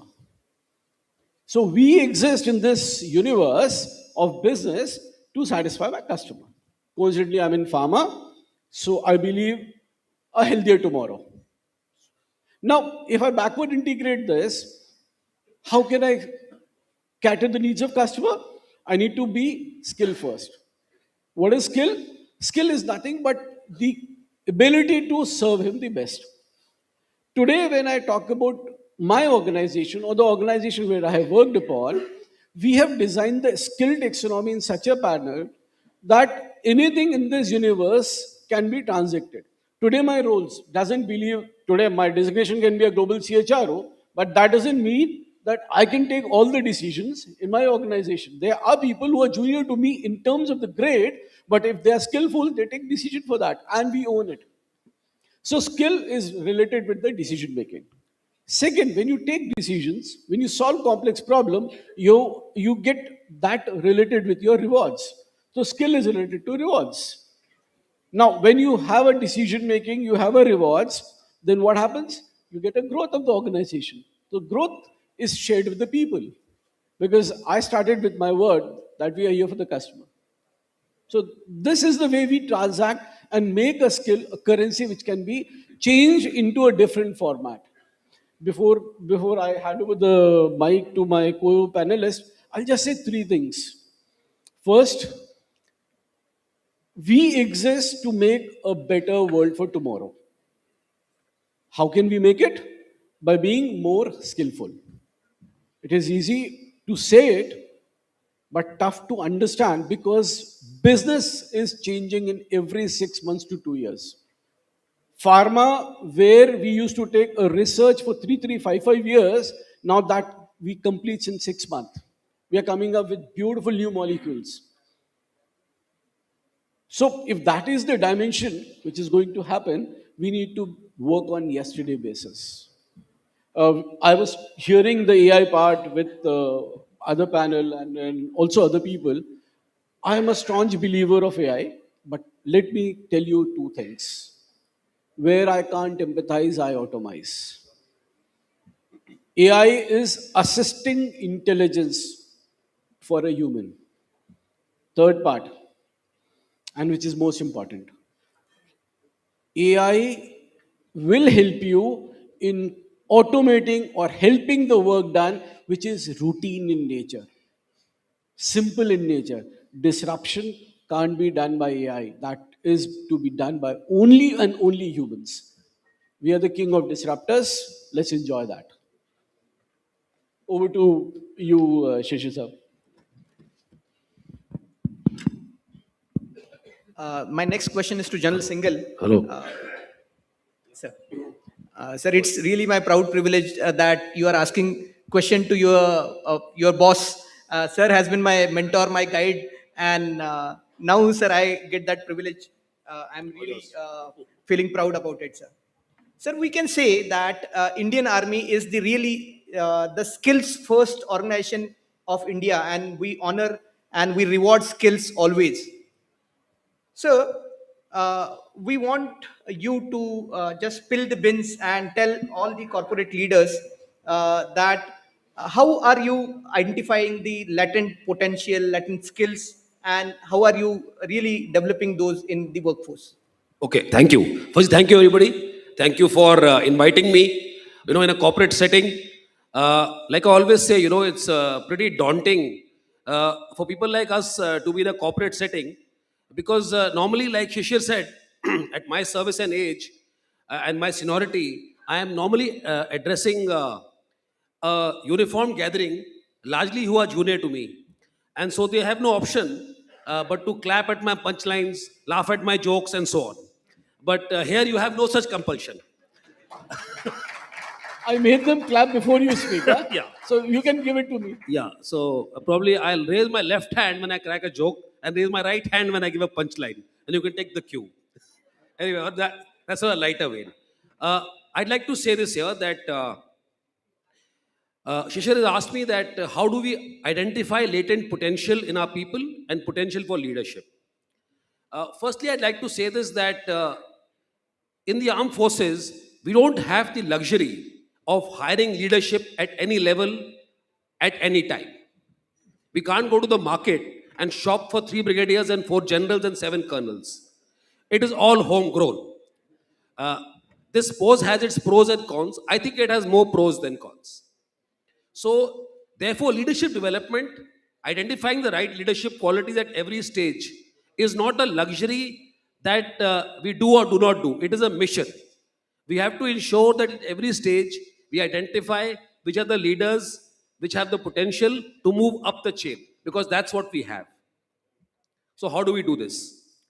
Firstly, starting with a selection of, I'll talk about officers. Selection of officers, which we do right in the beginning, we have a very extensive process called the Services Selection Board. It's the only one of its kind. It's a 5-day residential selection process after passing the written exam, which includes a host of stuff, group discussions, interview, and so on. I'm quite sure that obviously the corporate world cannot do something like that.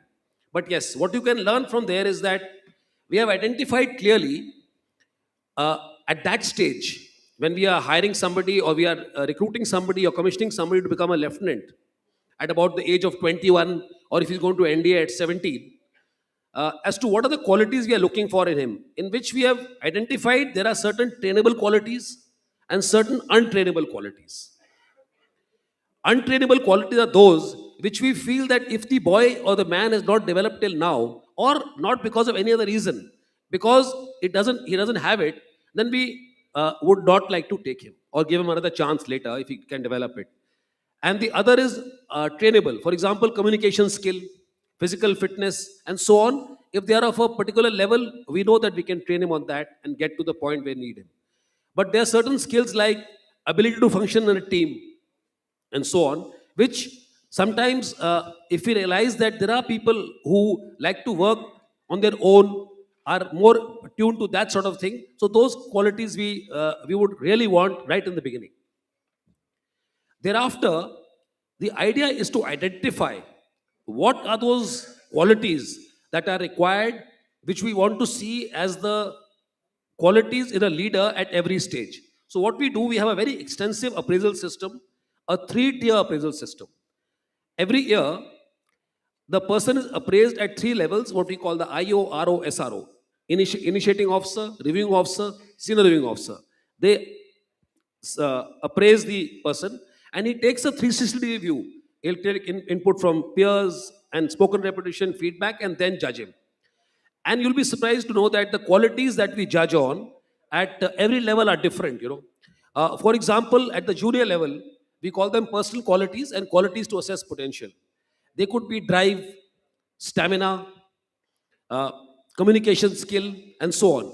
At the middle level, it would be maturity, it would be ability to delegate, tenacity, communication skills again, integrity and loyalty remain constant throughout.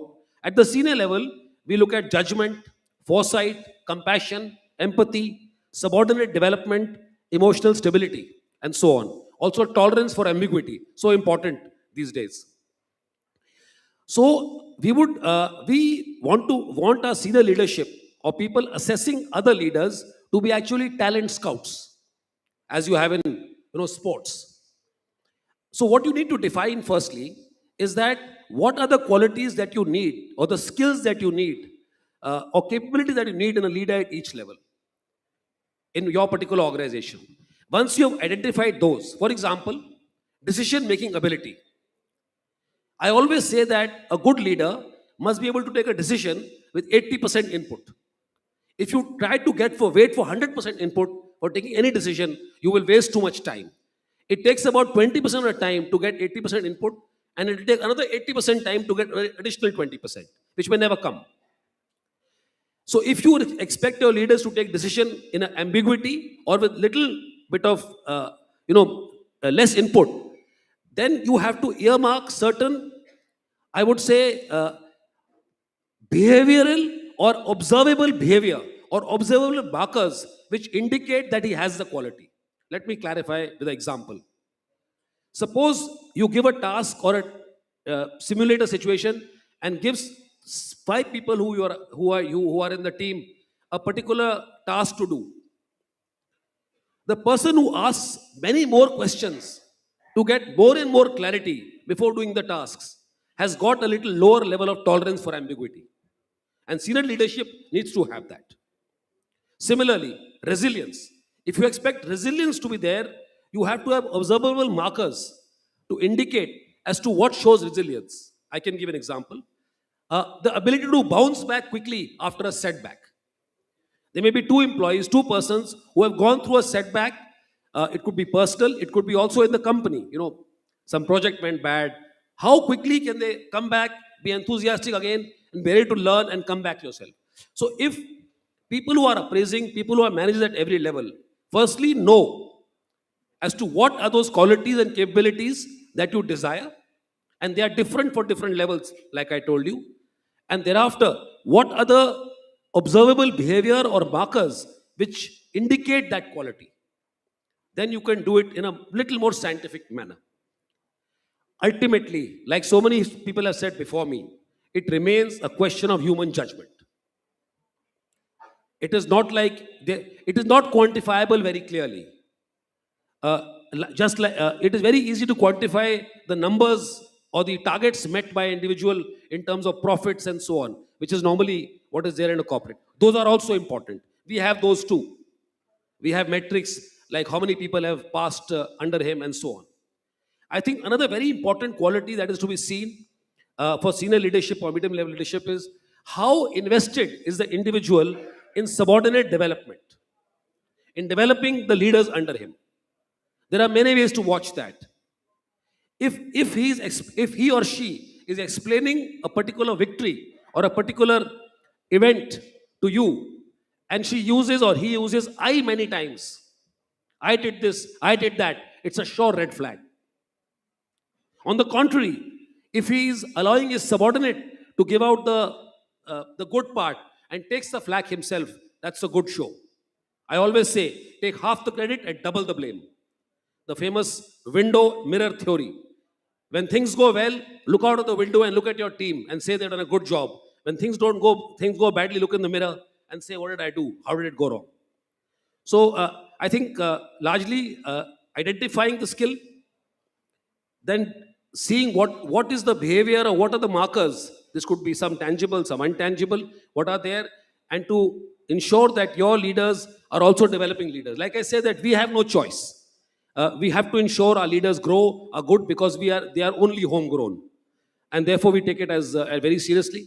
And this is how we generally go about it on what we do. We do have methods of doing it in a little tangible fashion, like I told you, and yeah, that's what we do. Thank you. Thank you very much, sir, for the deliberate explanation. Mr. JD, I know you since last almost 1 year, and you have been a globe trotter, and you have been moving all across the world. And what a phenomenal work you are doing in HRCI. Kudos for that work. You have been building HR communities all across the world, and you are guiding organizations to be there on this path of skills first organization. So we'd like to know from you that how this process of transformation is really getting on the ground, and how it is getting transpired from a concept to the real work. Right, thank you. Good evening. So let me start by saying that I'm not an HR person. I don't come from HR, but I have the privilege of meeting a lot of HR people and interacting with communities from all over the world who are participating in HR. From that position, I'm able to see what are the common denominators, what are the struggles that most people have, organizations, and what are the things that are obviously working in some of those organizations. As it was mentioned before, HRCI has been around for over 50 years. In that time, we have certified over 500,000 people, virtually everywhere in the world. And what that means is that there's a whole community of HR professionals out there that they don't have to get certified. They've chosen HRCI for their certification. In fact, more than 90% of Fortune 500 companies count with HRCI certified individuals. And it's not because we go chase them, those Fortune 500 companies, and say, come and get certified. It's because the best of the best chooses to get certified. And that's the key. They upskill themselves without anybody telling them. They know what they want. They know the career that they want for themselves, and they go chase it. And HRCI is that vehicle, is that hub of information, that hub of validation to ensure that they have what they need. I remember a couple of years ago, I was at a roundtable in Washington, and there were representatives from some tech companies, IBM, Microsoft, and they were saying the traditional model of education is dead for us. We're not interested. Everybody can get an education with just the basics. What we're interested in is, as it was mentioned for the Army, can you learn? Can you learn quickly any new skill that we throw at you? They were not even interested in looking at the degrees that people had when they were hiring. And this is IBM, Microsoft, big companies that are really going to shape the future. And that really is the key. Even more in HR, it has always been told that in HR, you have to know the business. You cannot just practice HR in any organization without understanding what is the output, what is the bottom line, what is the business dedicated to. Now more than ever, because HR professionals are going to have to decide what are the skills necessary for the future. And those skills are going to be changing every single month. It will be irrelevant to say, this is the skills that you need today. They will be outdated by the time that that person is trained. HR professionals have to think of what are the skills necessary for the future in that organization, in that specific field. And at times, it might be things that they don't necessarily control or are familiar with. So that's where the AI component is going to be essential. Tracking, getting all that data, human capital reporting is going to be essential. And the good thing is that HR professionals now have those tools. They are equipped to do that. But are they equipped to understand it? That's where you need to have qualified HR professionals who know how to read data, know how to strategize, and they need to know how to make decisions. And management is going to come to this HR professionals and say, why do I need to upskill my team in finance, in manufacturing, whatever it is the organization is dedicated to? So that's what's going to be essential. HRCI is here to help with that process to make sure that those HR professionals who don't know how to work in that strategic way go through a career process that is going to make them efficient in that sense. So if we think of the different skills models, the I or the T model with just a single expertise, or a foundational expertise with just a single area of focus, those are dead. Those are not going to work anymore. It's going to be the M with a couple of expertise that you are bringing to the table, or multiple, the comb, which is going to be additional skills that you keep adding to your career as it's necessary. And what I've seen in some of those companies that we have certified individuals for and that are successful is that they're constantly thinking of changing people from position to position, learning how they can be of value in different positions, whether it's in HR, again, I'll say it, learn the business of what the organization is dedicated to, or that person who becomes a subject matter expert that can be relevant in some other department. Sales working with marketing, marketing working with sales, and doing the rounds of the different departments. So that's exactly the type of thing that I've seen in some of those organizations, those companies that are successful. It's because those skills are transferable, and mobility in between those departments is going to be essential. So if you look at job descriptions might be helpful. They're going to help AI to identify what are the candidates. But what manager says, I'm going to look at the job description to see what I'm going to ask my employees? No, you ask your employees based on the skills that they have, based on the interaction that you have with them, based on the expertise that you see day after day after day. And that person might be mutating in their job description without even paying attention to that. So that's exactly what's going to happen more and more. It's going to be about what is going to be the next thing that I need to learn. And who's going to tell me? It's going to be HR. So HR is going to be essential in making sure that they are familiar with what is necessary, looking into the future, looking into the horizon. Thank you very much for the insight. So I think we got a message from organizers. We are a bit running a late, so we'll request you. We'll complete the agenda, but I'll request you to be brief, sir. Sir, I recently read one article which was written by you on the tax regime that we should have, the tax stability and tax certainty that we must have to flourish the shipping sector and the maritime sector in India. So what are your suggestions if we take some lessons from that for the obstacle-free HR development in India, sir? Sure. So I think I can relate it to the what the Blue Ocean Corporation actually does, and give you like how historically also the supply chain has been so important. And in Niti Aayog, we are like kind of looking at it so that we can, give incentives to persons who bring these kind of changes. Let me, like, for all the ladies sitting here, particularly the Indian one, the pashmina shawl ever given as a gift, the most expensive woolen thing which we get. How do you know how pashmina started getting manufactured? The Kashmiri woolen for my international thing, how it got started manufacturing. When the Persians came to Ladakh, they saw that, a Changapa tribe uses the wool from a particular goat, which is the finest wool, and they don't even share it, like, when uh, in the spring the goat's hair are to fall, they comb it and they get the finest wool, and they kind of, put it into a yarn and then make it into pullovers at that time and all. So they kind of, learned from that and found that this is the best wool, this is the best woolen garment which can be manufactured. So they kind of led that thing and made it into a manufacturing thing on a big way, which pashmina has changed the lifestyle of thousands of people in Ladakh and in Kashmir by, this supply chain kind of an input coming.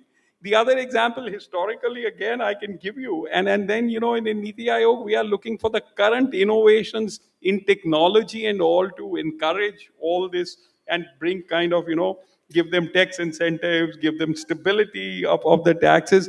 In 70s, if you saw, like, in up to early 80s, till terrorism came in Punjab, the hosiery industry, 73% of the hosiery industry of India was concentrated around Ludhiana and all.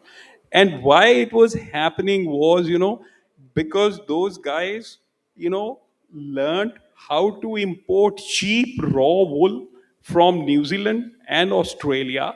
And the wool was cheap because the technology which was used in the Western world at that time was that when raw wool is converted into yarn, about 8 to 9% of wool is wasted from the raw wool. What the innovation happened in the supply chain thing they could build was that they realized that in India you can use that rough wool also to make blankets, rough blankets, which are used in India, which in the Western world cannot be used. So that is how Ludhiana became the center of the hosiery industry. You could get cheaper raw wool, and then you would not waste when you're converting that raw wool into a yarn. So their input and manufacturing cost became much lower, and they became the center stage of that. So this is what we are looking at: how to provide incentives and stability to such innovations. And we look forward to contributions of institutions like Blue Ocean, which can provide this training to the youngsters to come forward with such innovations in the new technology also. Thank you. Thank you, sir. Pratik sir, the pharma sector is the one which always goes through disruptions. We have seen this in COVID. Overnight, you have to develop medicines, and whenever disruption hits any industry, it creates skill gaps. And then we have two options: either we can bring talent from outside, or we have the longish process where we develop our own talent and we reskill them. So how can we balance this out, sir? And how are you doing it? Uh, what is disruption again? I'm a bit philosophical, Adbi. Sir. So let me answer it. It is eruption in a distinct style. So it is eruption. And we HR are the masters of eruption.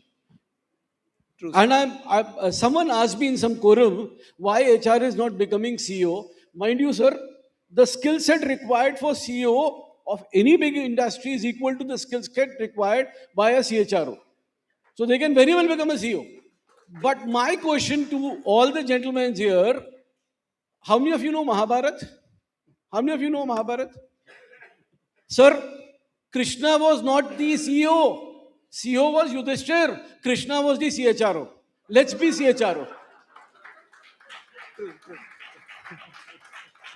So if I am a CHRO, I am ready for the disruption. Absolutely. Absolutely. I'm ready. When COVID hit, India led it because the HR of pharma was 10 times better than the other. Great, sir. So let's clap for the HR people. My last example, this Marriott group of hotels, the best properties. They built an old age home. So now they are globally making these. Who invented this? You know that? The HR guy. Sir. So Great. HR is the Krishna of Mahabharat. We are here to win for others. We don't want to become the CEO. That's the reason. Thank you, sir. Thank you. Sir. Sir, in armed forces, we always get awed by their performance on screen and in real world as well. And we always try to inculcate the skills that they have, the resilience, the decision-making skills. So how can we really certify these intangible skills on paper, and how can really we convert them and we teach these skills in the real world outside, sir? Yeah, so I think I already covered this part in my first part only. How to go about certifying it, a three-tier process, and of having firstly identifying which are the skills required, putting them on paper, and then ensuring that managers who are managing others are identifying them and then appraising accordingly. And when you are hiring also, you're looking for those skills. There has to be obviously a a bit of a scientific method and behavioral science kind of output on that. That's what gives it that quality. And I also think that you need to let those qualities emerge to be able to see them. This can be done either in a real world situation, which might happen. For example, there's a huge data leak which happens in a company. That time, the manager must observe as to when this happens, who's the person who steps up and tries to sort out things. And it's good to immediately after a crisis like that or a situation like that, it's good to write a after action report immediately and take appraisal, because that time you remember how people behaved in that situation. Or if you, and also you simulate the situation. That means you want to check out something, you give people a task, and then like I said, you see who's asking all the questions, who's able to deliver, who has resilience. And I think that's how we do it. And like I said, we take it very seriously. We got assessment centers from armed forces. Thank you. Thank you. No one knew assessment center if armed forces would have not been there. Yeah. So we all learned from them. Thank you. Thank Yeah, you very much, sir. We are and honored. especially we have an advantage that such challenging situations in the armed forces are routine, which come up especially in operational areas. So we can easily observe it. I must say one more point here, that we give much more emphasis to those appraisals. So if you're appraising a person after 15 years for getting the next rank, he may have got about 8 to 10 years during that time when he was in appointments or positions which were more sedentary. Whereas 2-3 years, he may have been in a very difficult operational situation, what we call the adequately exercised period. Those 3-4 appraisals have almost 80% weightage, and other 10 reports will have only 20% weightage when coming to the next rank or promotion, because we realize that that's the time he was really tested. So that's another way of doing it. Don't have to give equal weightage to all the reports. Okay, thank you. Mr. JD, my last question to you. Our Prime Minister has given us this goal that we have to be the developed nation by 2047, and this next decade, which is there, will be decade of India. So what will you advise to our HR fraternity who is sitting in front of us, that how we should create the borderless HR workforce, which as such we are leading various top organizations in the world? How can we really develop that workforce which is true borderless? Yeah, that's exactly right.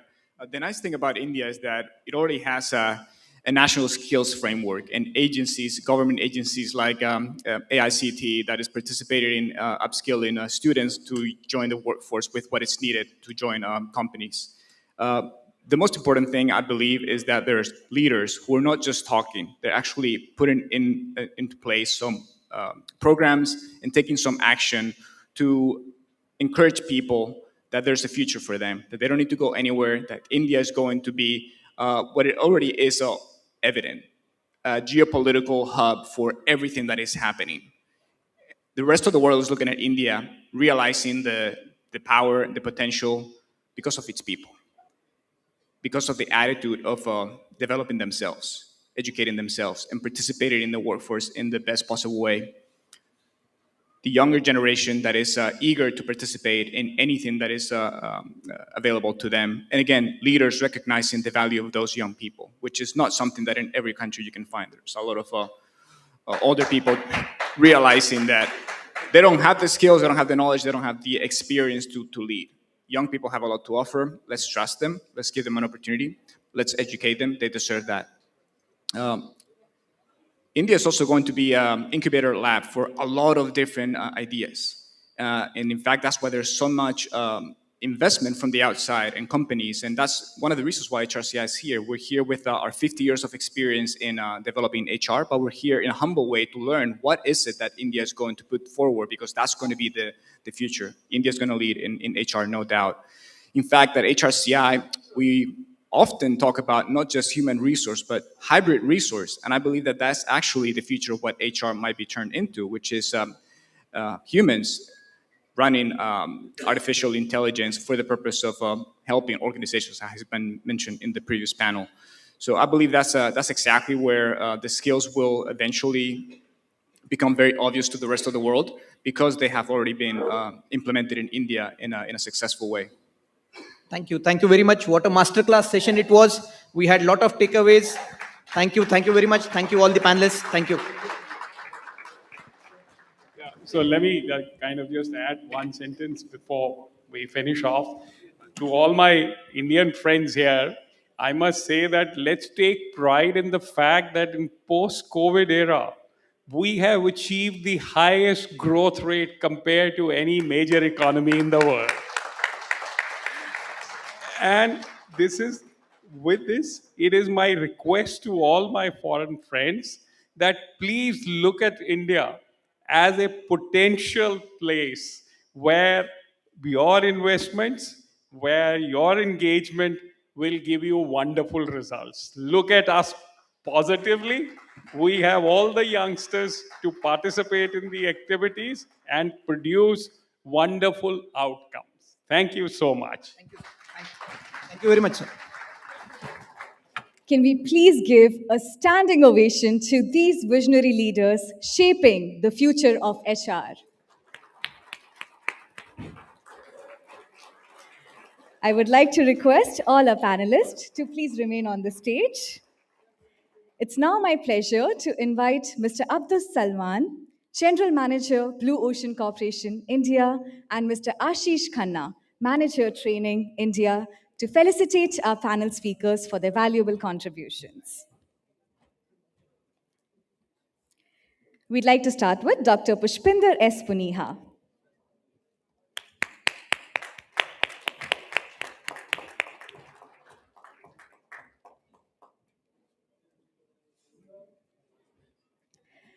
Next is Mr. Prateek Dubey.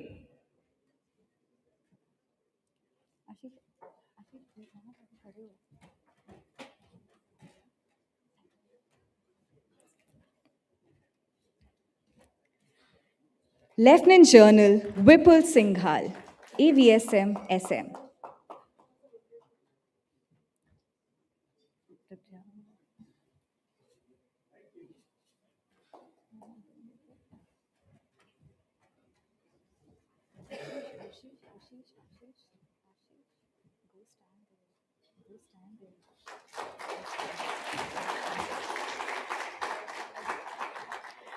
Mr. George Nomdeu.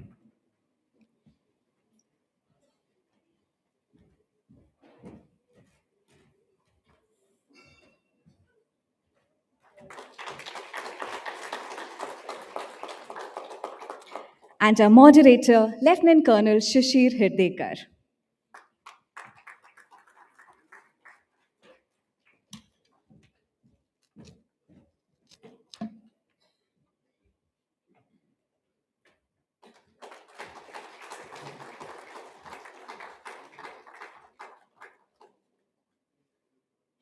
Now, can I please request all the panelists, along with Abdus and Ashish, to come together forward for a group photo.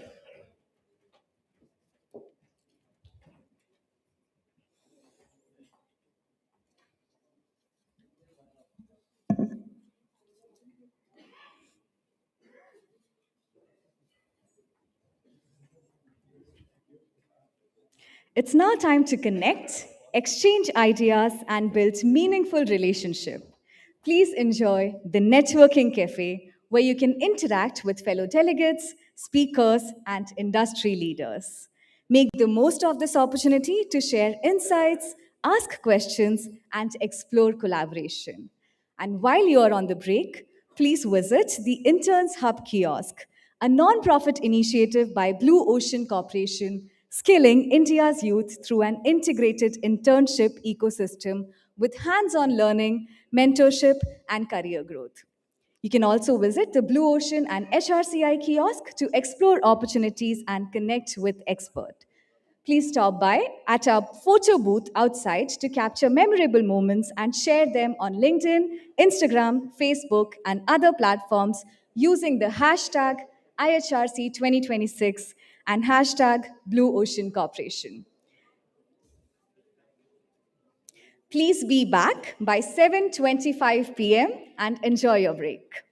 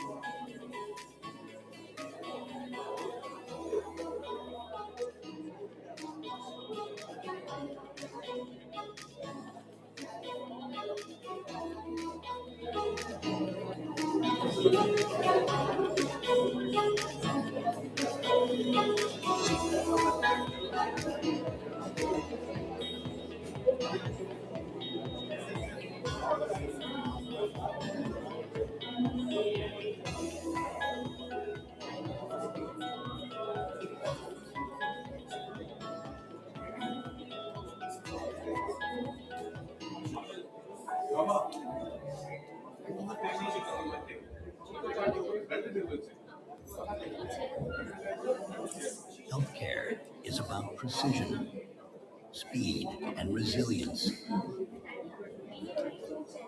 It is about the right support, exactly when and where it's needed. Behind every critical decision is accuracy. Behind every smooth system is efficiency. Behind every smile is delicate care. But it doesn't just happen. It must be built, optimized, and continuously improved with the right partner. That's where the Blue Ocean Healthcare Transformation Solution comes in. We transform your processes to make the system flawless, and we stay by your side until you succeed. Because in healthcare, there's no room for error, and neither in our commitment to you.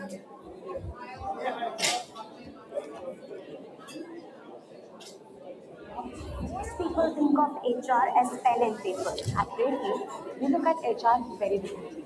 For us, everything starts with philosophy, learning from our mentors, learning from planning, understanding the diversity in people, their behavior, culture, and social context background, ensuring equal opportunity for everyone, and building a true meritocracy where people can grow, their good work is rewarded in the best possible way.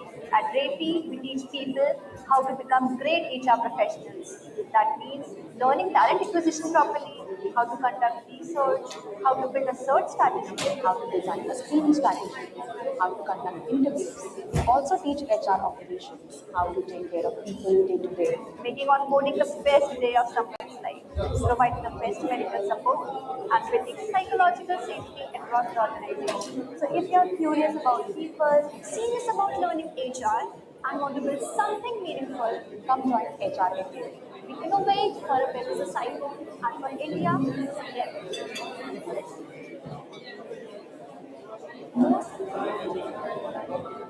For centuries, we have taken, pulled from the earth, consumed without pause.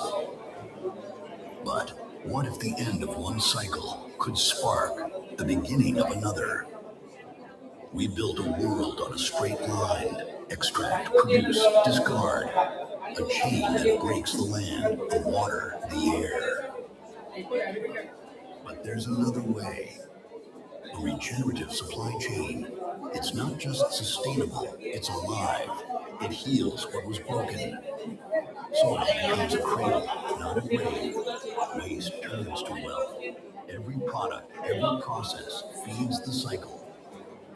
Restoring forests, reviving rivers, renewing life itself. Imagine a world where every harvest strengthens the earth, where every factory breathes life into the future. This isn't a dream, it's a design.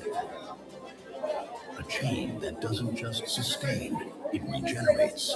A legacy of abundance, not depletion. It starts with us.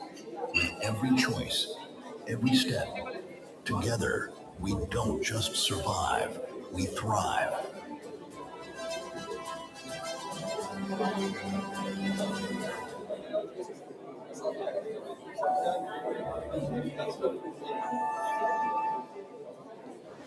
Ever wonder how the world keeps moving? How your coffee gets to your cup, your phone lands in your hand, or your groceries show up at your door?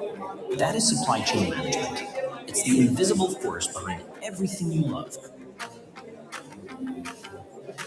From farms to factories, warehouses to your doorstep, supply chain management is in every sector. It's the choreography of chaos. It's in healthcare, making sure life-saving tools are ready when it counts. In fashion, turning ideas into trends at lightning speed. And in your kitchen, bringing the world to your table. Tech, energy, retail, entertainment, supply chain management is the heartbeat of it all. Planning, moving, delivering. So, you don't have to think about it. Next time you grab your coffee, wear your favorite shirt, or stream a show, think of supply chain. It's here. It's there. It's everywhere. Making life seamless.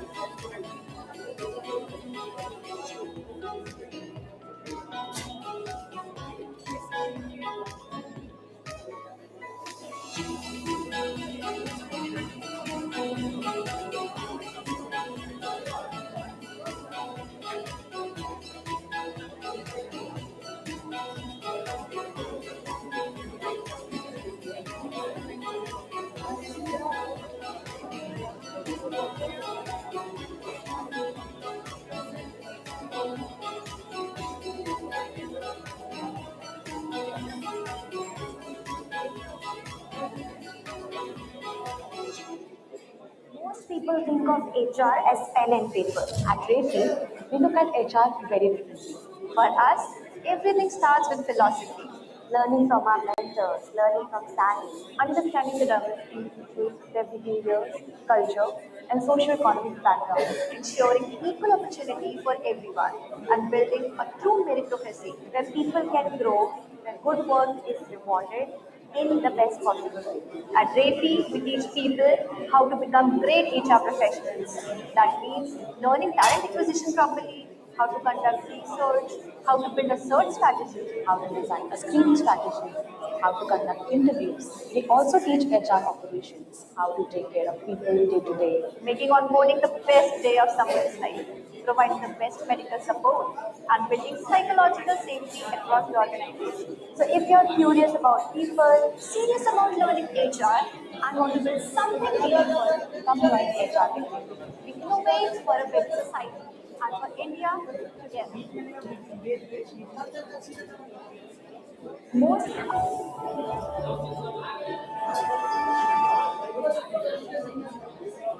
Every product you touch, every order you place, every promise delivered on time is powered by something you rarely see. The supply chain. But behind the movement lies complexity.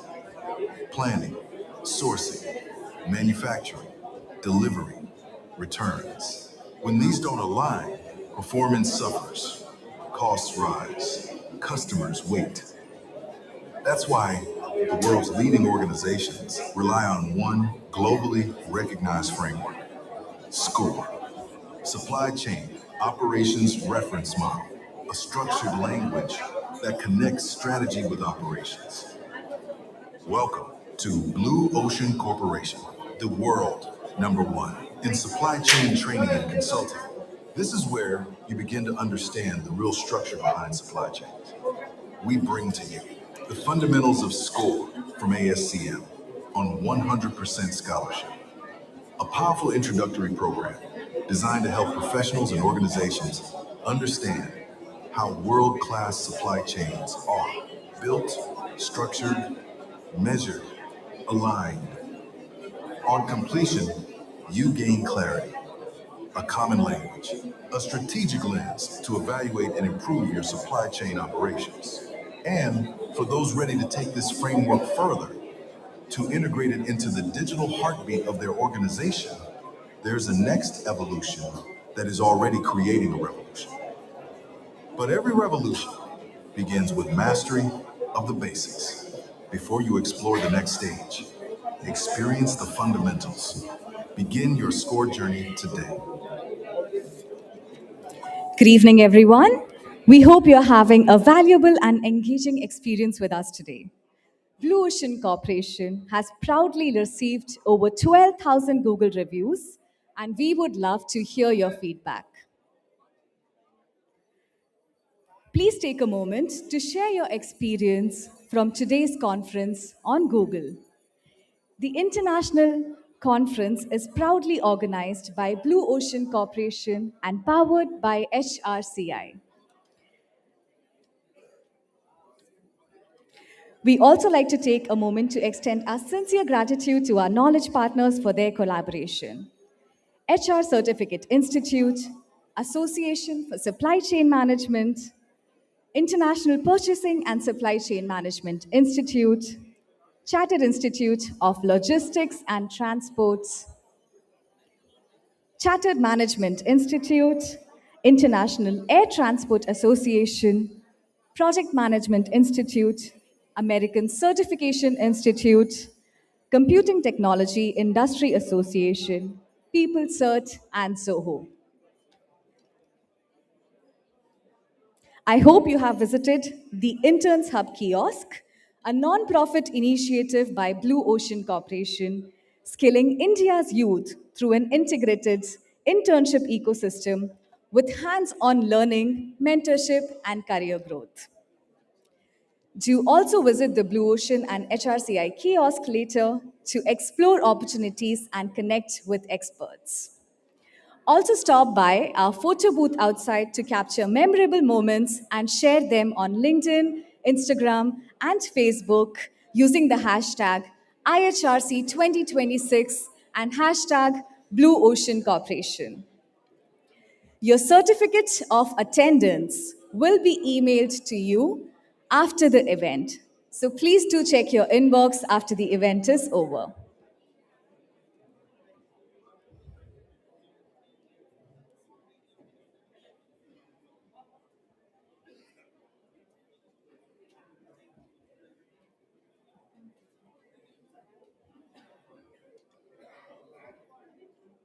Welcome back, everyone.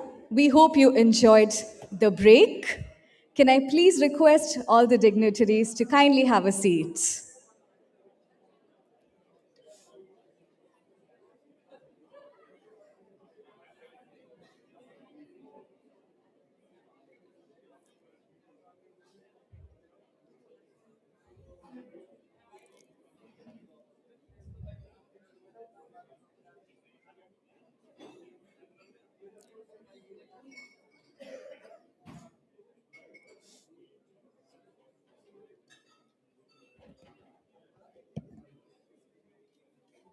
I hope you're all enjoying this conference.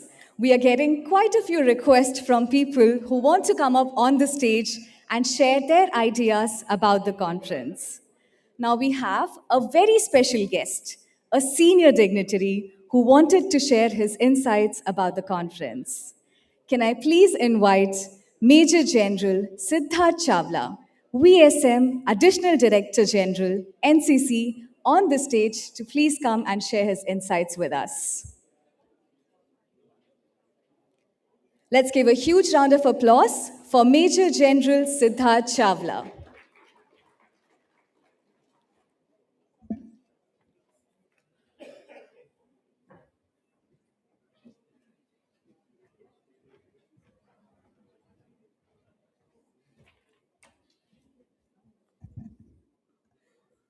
Good evening, ladies and gentlemen. Let me put the facts straight. The lady just said that a lot of people are wanting to come and express the views. So that statement is incorrect. I've been forced to come here. And I've been forced to come here by none other than Dr. Satya Menon. So I take it as a privilege, sir. It was nice to go through both these sessions, and managing is a wrong word, but to be with humans and get the best out of them, I think is what we are all paid for in this parlance of human resources. Once Field Marshal Sam Manekshaw was speaking to a particular audience, and there was a debate that are the leaders born or are they made? So let's have a raise of hands for people who say leaders are born.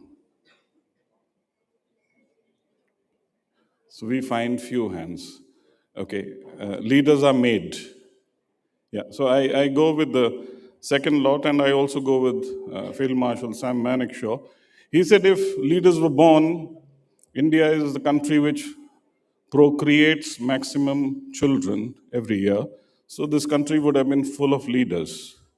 But unfortunately, it's not like that. The leaders generally are at the apex of the triangle, and that is where skill development, human resources, picking them up, And, speaking of artificial intelligence trying to pick up the right man for the right job, somebody also made a statement, a robo interviewing a robo. So I was, once all the session was going on, I just put my random thoughts. So kindly bear with disconnects in case you find them. So AI, as one of the speakers also said, it's an enabler, right? There's an old saying that tactical victories and strategic losses are not acceptable. Any major war, if you see, wherever there have been strategic victories, we speak about it even till date. 1971 operations is a very live example. No? But there are small tactical victories, and people forget about it, don't even talk about it. So, artificial intelligence in a standalone mode, I think it's a big no. A human interface is definitely very important. To understand Maslow's theory of needs by a leader is very important. Somebody said, some scenario created, and the AI gave a solution: suicide. So, suicide is suicidal. So, artificial intelligence on a standalone actually will not work. It's the human which has to drive the artificial intelligence. That is the enabler that which we need to take it forward. That was one. Second is, as leaders, when we speak of leadership, the Deputy Chief, General Vipul Shingle, was here. Tolerance for ambiguity is what he spoke about. The environment, as we call it, is VUCA: volatile, uncertain, complex, ambiguous. No, this is the environment which we all at senior leadership work within. Now, in this particular environment, if you're able to make a decision, and as he said, 80-20, that's the Pareto's law which he spoke of. 80-20 is the kind of, percentile in which a decision has to be made. So a decision maker has to be quick and he has to be correct. And therefore, he picks up 80-20. If he tries to make it 100, the decision will be late. So it's a good option to have a guy leading you who can deliver a correct decision in a short frame of mind. And that is what the appraisal systems are all about, where you separate the wheat from the chaff and let the guy rise in the hierarchy because he's able to give decisions. The legwork is done by the junior lot. The senior lot is actually paid only to make correct decisions. And in the corporate parlance, decisions which can be monetized, strategies which can give you profits. So it's not all about profits, it's to read a human mind also. Like one of the speaker, the CEO from UK spoke that the artificial intelligence, after reading the kind of signatures which were there on the laptop, came to a conclusion that this particular gentleman is off his desk for very long and he takes frequent breaks. But there was no human interface in it. He took it because he was to attend to the doctors because he was suffering from cancer. So what I'm wanting to say is that there are certain intangibles which only a human mind can read. No robotics, no artificial intelligence, no computers. And that is what actually delivers. You go and ask, like in the army, we go and ask, or in the interview, we don't ask him too many questions. We generally ask him, when did he go on the last leave? How's the family? Nyane kidda hai? No, in Punjabi. So you get the pulse. You can see a man and say whether he is happy, he's not happy. And happiness is actually a force multiplier. High morale is a force multiplier in any team. So I think we all sitting here, some kind of leadership at every level is sitting here. So while we rise and we look at monetizing every opportunity, but keep this intangibles in mind, because this is what is actually going to deliver. Yeah, and I like that statement which somebody made, that human intelligence and artificial intelligence, they have to reinforce each other. They have to be complementary, and they should not be undermining each other. What else? Yeah, while all this was on, I was also talking about, somebody was speaking about adaptability, amorphosis, metamorphosis, no, these kind of changes. So what came to my mind was the theory of evolution, which Charles Darwin has always spoken about, and the need to adapt. We need to adapt. It's AI could be disruptive. The stocks will fall the moment the AI comes into play. The TCS will see a dip with AI coming. All those things will keep happening. You may call it disruptive, but the theory of evolution stands. You got to adapt at the fastest pace. And if you do that, it will lead to survival of the fittest. And that is where the human rules the roost. The machines don't. They only enable him to rule the roost.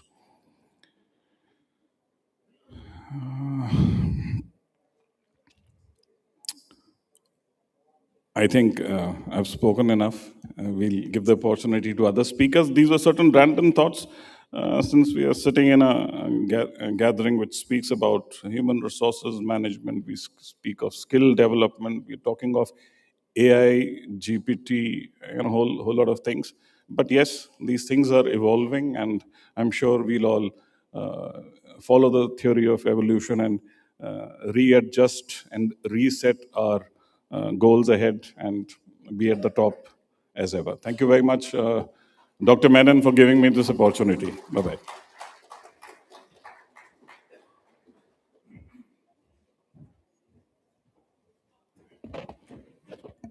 Thank you so much, Major General Siddharth Chawla, for sharing your insights with us. We would love to hear all your feedback that you can give us on our Google. It's time for the moment we have all been waiting for, the main highlight of today's event, the fireside chat. Some conversations inform, some conversations inspire, and some conversations stay with you long after the lights go down. Today, we are about to witness one of those rare moments, a powerful dialogue between two global leaders whose vision has shaped industries, transformed careers, and inspired professionals across the world. Get ready for From Vision to Impact, conversation with global leader icons. Please join me in welcoming on stage Dr. Amy Dufresne. Dr. Amy is a global leader in human resource and workforce management. She's shaping how HR professionals learn, lead, and adapt in rapidly evolving world. As CEO of HRCI, the premier credentialing and learning organization for human resource profession, she brings decades of expertise in human capital management, employee wellness organization. She plays a pivotal role in setting international HR benchmark, serving as the Secretariat of Global HR Standards through ISO, the International Organization for Standardization.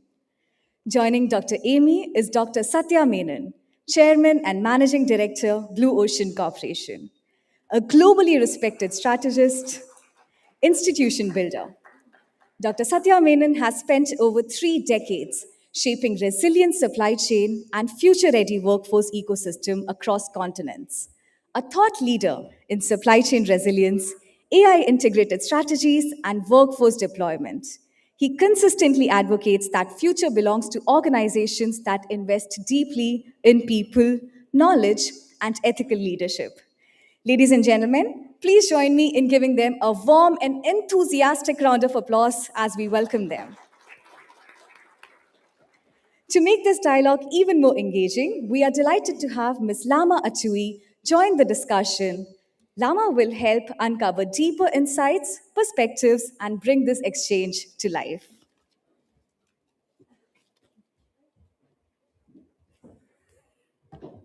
Okay, good evening again, distinguished leaders and change makers. Vision is easy to articulate, but impact is far harder to sustain. This evening, we bring together two global leadership voices who have not only built institutions but shaped industries.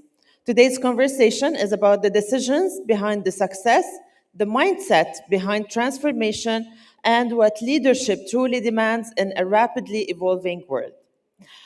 Dr. Menon, Blue Ocean's journey has been remarkable, and it's now ranked number one in supply chain training in the world. Looking back, what early leadership decisions really shaped where the organization is today? Thank you, Lama. It's a pleasure to be here on stage, Dr. Ami. We had visited Taj Mahal a couple of days before, and it was like she was very amazed. And I'm sure you had a welcome and a pleasant stay in India. I've had a great stay in India. This has been an amazing opportunity, and thank you for the warm welcome and for showing me around Delhi and showing me the beautiful sights that you have.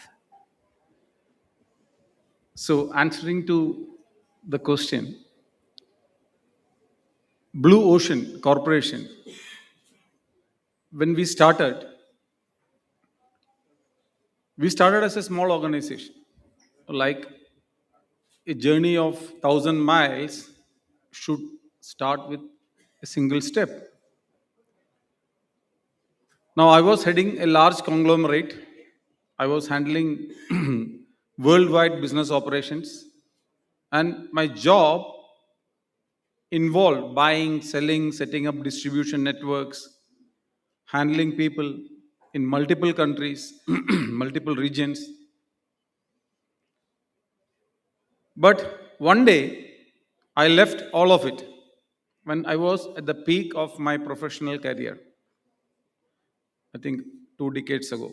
I was the youngest general manager in the company. I was handling more than $1 billion business.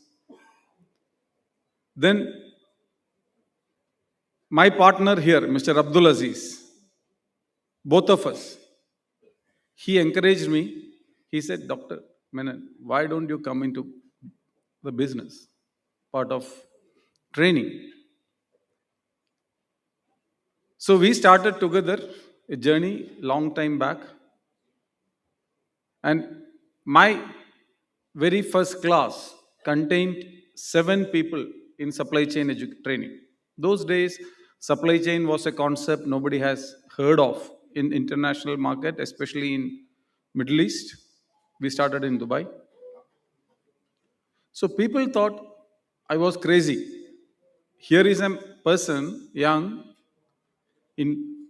at the peak of his career, quitting everything and starting a training organization which the term supply chain nobody has heard of in the world. In the world means obviously West, they are very advanced than us. So it's there. Supply chain is a concept which exists there. But what I'm saying in Middle East. But when we started, I didn't want to train people just to make money. I really wanted to add value to those people because I have traveled the world. I've seen how big organizations work, how countries work, and there is a lot of knowledge which I've accumulated. And I was also into academics. I used to study a lot. My target was to take one qualification every year. So even though I was working, I had a target, one qualification a year. So today I must have completed almost 95% of all the qualifications available in my domain, which is supply chain, procurement, logistics. But we had a dream. A dream which was not to become the world number one in supply chain education. The dream was to become the number one in Dubai. So before us also there are people in the market. Then we became number one in Dubai. Then let's raise the bar higher. Let's keep the target as number one in UAE. Then the bar kept on increasing. Let's make the bar number one Middle East. Then we were easily able to achieve that. Then we set the target. Let's become number one in the world. We gave ourselves a 4-year timeline. And within 3 years, from the time we decided we are going to be the number one in the world, we received the award in US as the number one organization training supply chain management people in the world. So we had people, an Indian-owned company standing on a world stage in US. Getting that award was like something phenomenal for me. And like you asked, what is the vision? So this was the vision. And vision is not something you put into it. You have a dream, a vision, and no action plan towards it. You can say whatever you want. Like when we started with 7 students, if I had decided we should be the number one in the world, possibly I would have given halfway down in the race. But we kept milestones which are achievable. So we had a long-term plan, long-term vision, we had something medium-term, and we had short-term to build the foundation towards the long-term. But this is one of the most important thing in terms of vision. Second is the people.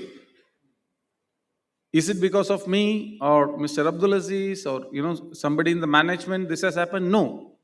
This is purely the effort of the people working in Blue Ocean. And I'm sure all those sitting here who must have interacted with any Blue Ocean person would have found they will have the same enthusiasm, they will have the same confidence level, and they will have the happiness in talking to you and in dealing with you and solving any of your issues. Because we firmly believe it's the people that matters. The technology can come and go, AI can come, but it can never replace. So we empower our people. Our people takes the decisions. We are only telling them the guiding force. Now this conference is completely done by our team, and who are not into conferences. They have other jobs which they have to do. Like for example, Lama is one of the top HR trainer and soft skills trainer in Middle East. This is not her job that coming and being a moderator. So this is what we do. We try to empower people and we give them the freedom to do the best. So what's my favorite line? You take the risks. If you succeed, it is your success. If you fail, I will take the hit. So don't worry. So that gives people the space to go and deliver whatever is the best. Because I believe every human being has tremendous capability.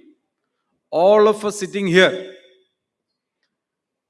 we have capabilities beyond our imagination, and we are only limited by our imagination.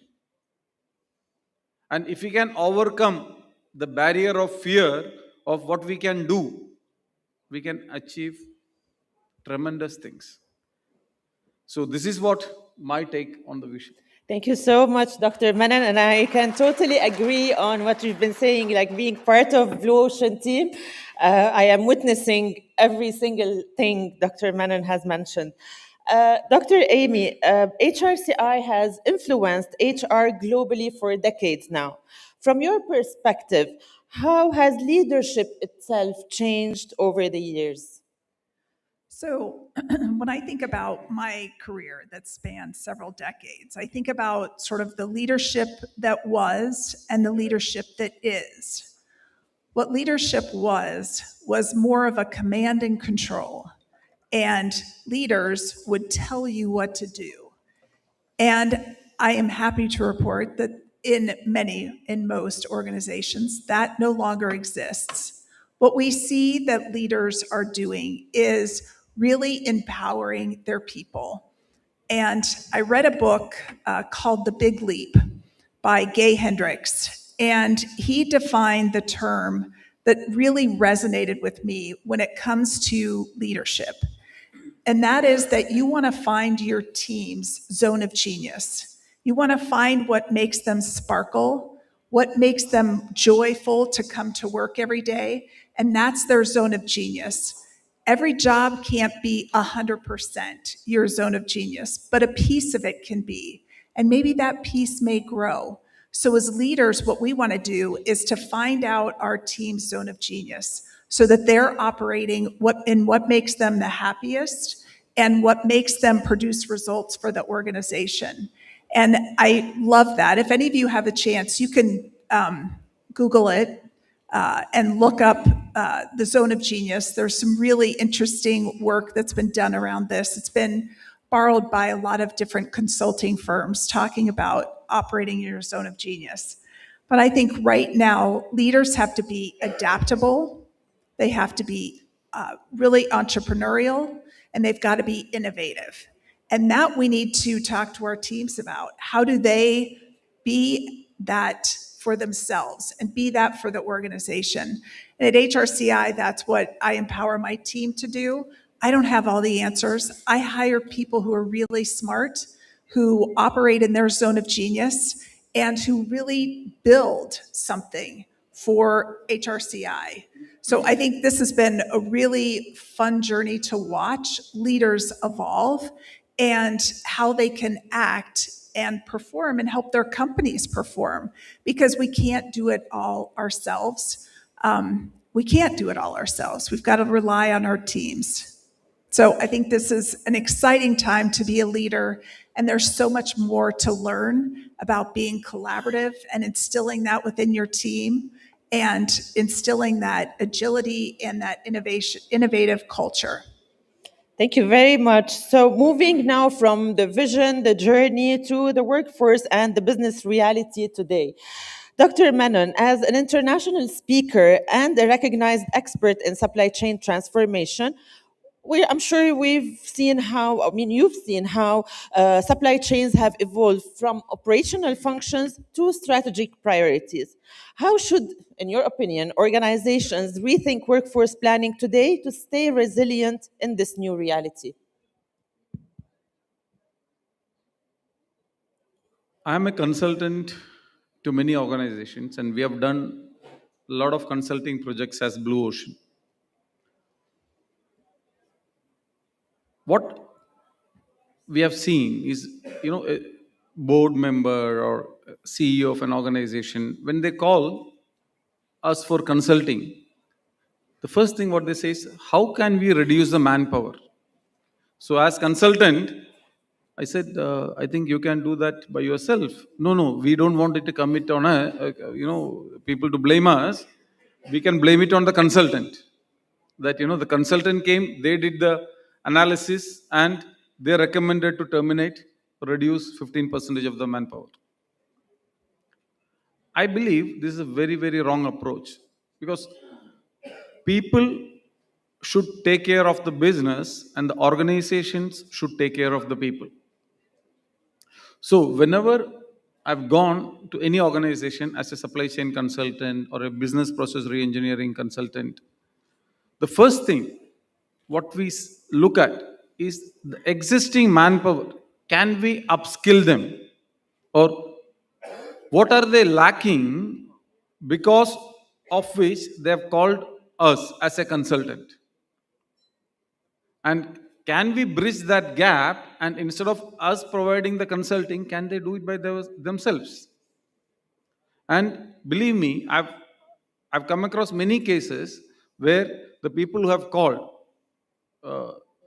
they have asked, we have called you for consulting, you are saying that you don't need it, it's better you train your people, you upskill your people, and you can do it by yourself at a fraction of a cost. See, Blue Ocean, from my perspective, we are not in the business of making money only. We want to give something back to the society. And especially our business model itself is in skilling, in education, and I believe this is a very noble profession. The same ethics with which we started is the same ethics which we follow now. So, more you train your manpower, more problems in the organizations can disappear. I would just to give you one story. Recently, we completed a consulting project with Abu Dhabi Airport and Etihad. I'm sure all of you have heard of Etihad Airlines. And Abu Dhabi Airport came up with Terminal 3, which is a massive airport. So they had a lot of challenges, and they had invited Blue Ocean. Most of the people in Middle East, they know us. We have nearly 90% market share in what we do in our domain.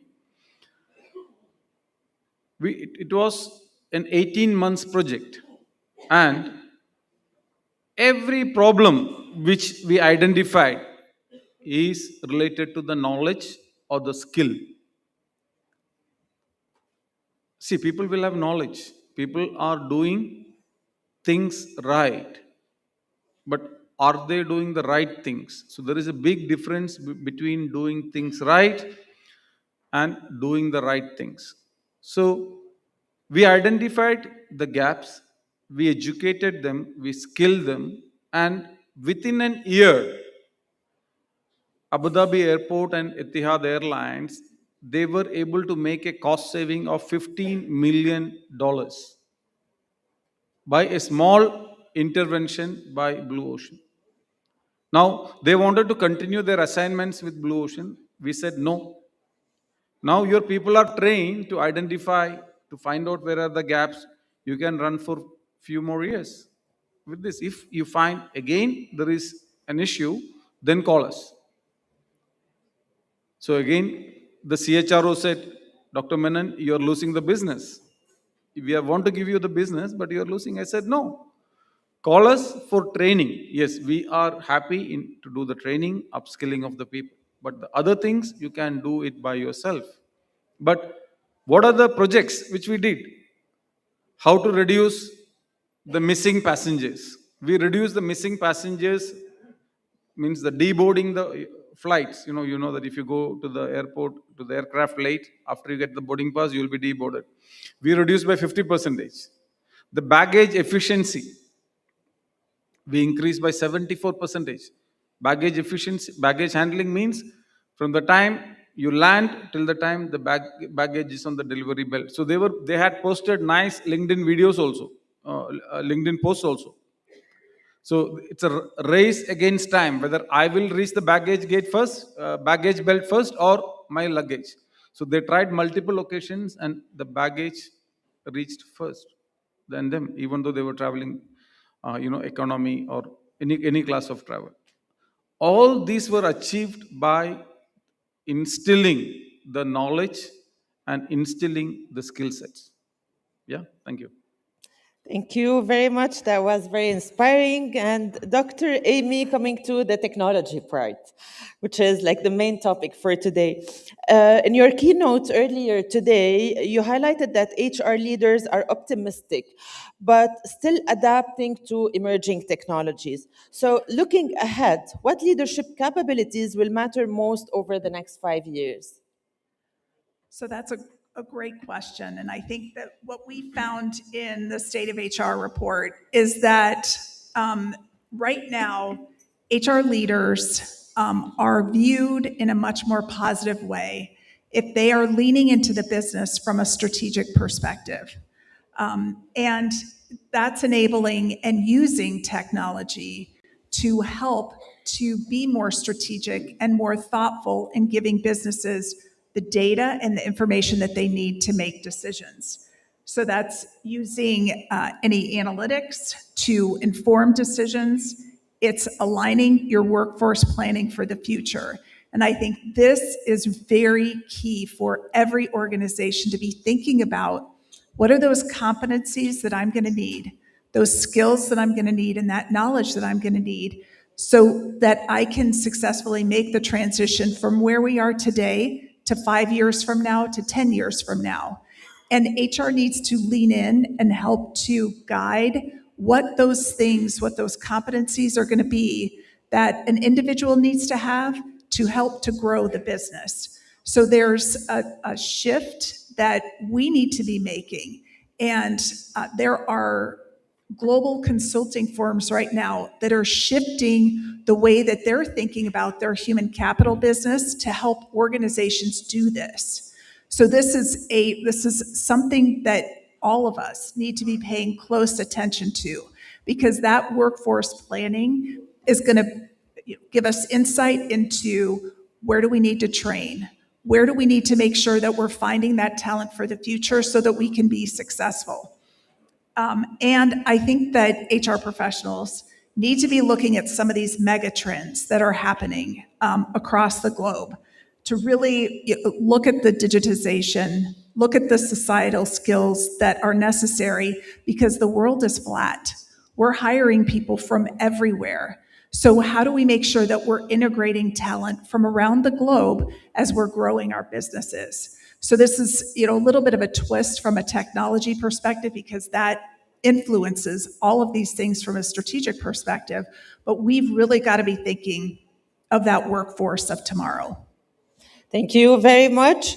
So now, while we are talking about transformation, the real future lies in how we prepare the next generation entering the workforce. So, Dr. Menon, we know that you are on a mission to skill the Indian youth. What is there for students after the certification completion? Yeah, before that, I just want to touch upon technology, Yes, sure. since you asked the same question. I believe technology is going to be the biggest enabler for every domain. See, I can say confidently for supply chain, I can say confidently for HR, and for a lot of business functions. See, I speak in a lot of international conferences, and one question which people always ask: will we lose the job because of AI?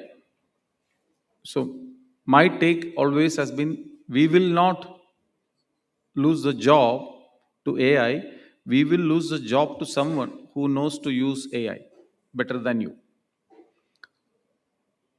So we have to adapt to whatever is coming, and it's very difficult. That also I understand. People ask me, "What's your dream?" I said, "My dream is to retire as fast as I can, because all this AI, it's too much mind-boggling, and my age is now, you cannot learn too much, because 20 years before, if you want to learn, let's say, one container of knowledge, I talk in supply chain terms so people can understand.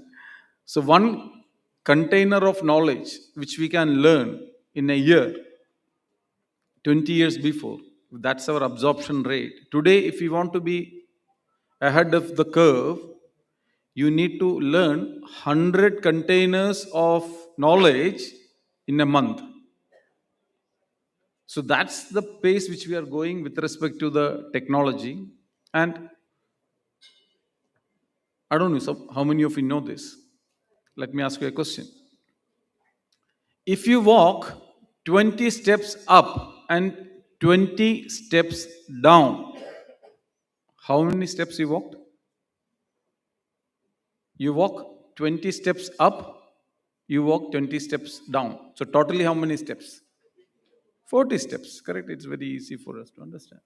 Now, every step you multiply. That means 1 becomes 2, 2 becomes 4, 4 becomes 8, 16, 32. So now can anyone tell me how many steps we would have walked? 20 plus 20. There is no prizes for guessing. I don't have anything with me. 400? Have you thought? Anyone has thought how much steps it will be? Yeah? Okay. We have walked 317 kilometers. That is from Delhi to Dehradun. That's the power of exponential. Now, let's take 30 steps. We took 30 steps up and 30 steps down. How many steps, how many kilometers you would have walked now? 385,000 kilometers you have walked. That means from here, the distance from Earth to Moon is approximately the same. So 30 steps up and 30 steps down will, if you multiply it exponentially, it will go up, you will walk up to the moon. And what about 31 steps? You will be back from moon to earth. It's very simple. Okay. So what I want to say is now, because of the advent of AI, one, human mind cannot calculate all these exponential things. We think linear. But the second thing what I want to say is HR should shift from linear functions and more focused on the exponential functions. Linear functions in the sense recruiting, training, induction and orientation, performance appraisal. These are all linear functions of HR. Termination, appraisals. The shift has to be from linear to exponential. Create more leaders. Reward performers. See here, many of the organizations, not here, worldwide also I can say, appraisals are sometimes a fad and people just, just have to go through with the appraisal, so they do it. Performers should be rewarded, and you need to create an intrapreneurship culture in the organization. Not just as employees. See, I can say with my own experience, in Blue Ocean, everybody is an owner of the organization. They don't think they're employees, they're working for somebody else. We build that character inside them. This is your company. Whichever function you are an office assistant, you're an office boy, you're a driver, everyone will feel that yes, they are the part of the organization and they want to do something better. Yeah, thank you. Thank you. So yeah, I was asking also about what's there for students after completing their session. I missed that question. Sorry. It's Sorry, okay. I think you still have to. Okay. See, what we have planned is, especially in India. See, a lot of new challenges we are facing when we have started operations in India. The way we worked in the international market is not the same way which we plan to do in India. We train the top half of the pyramid. We train the CXO people. We train the senior management.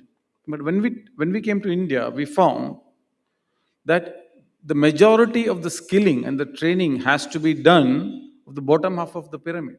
People basically entering to the workforce. Now, for people who want to enter into the job market, the companies ask, do you have experience? Correct? I'm sure all of your HR people, the first thing is in your ad, you will say 5 years experience mandatory, 3 years experience mandatory. But the university students or the young graduates, for them, where will they get the experience unless the companies absorb them? So we have come out with this portal called as Interns Hub, where I want all of you as HR professionals to come, and this is a non-profit initiative by Blue Ocean, where the organizations can come and advertise for all the internship positions, and the people who are skilled will come and they will be applying on the portal and they can get internship opportunities. We have tied up with hundreds of companies so far. which we'll be launching very soon. Uh, this is an endeavor by us to do the nation's building. We want to build a skill for India for towards Viksit Bharat 2047.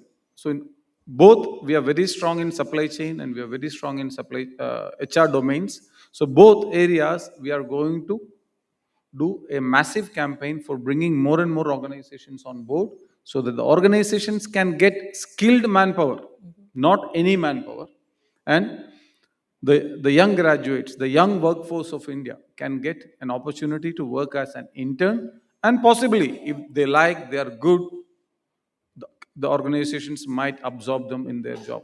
And this is absolutely, there is no charges for this. And I would urge all of you in HR, our team will be there to, take this opportunity to and help everyone in the ecosystem. Thank you. Thank you very much, Dr. Manon. So to stay on the same topic almost, Dr. Amy, HRCI is also playing a key role in strengthening HR capability, employability, especially in markets like India. So from your perspective, how important are globally recognized certifications in preparing young professionals for real careers?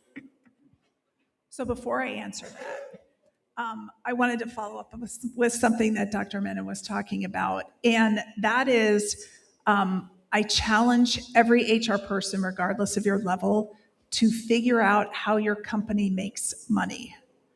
That is a key component that HR professionals often overlook. And that's a really important factor. I was talking to some of you and you were asking, what should I do? How can I continue learning? I would encourage you to dig in and really figure that out. Look at the P&L of your organization. Understand where the money is coming from so that you can speak from a strategic perspective about your business.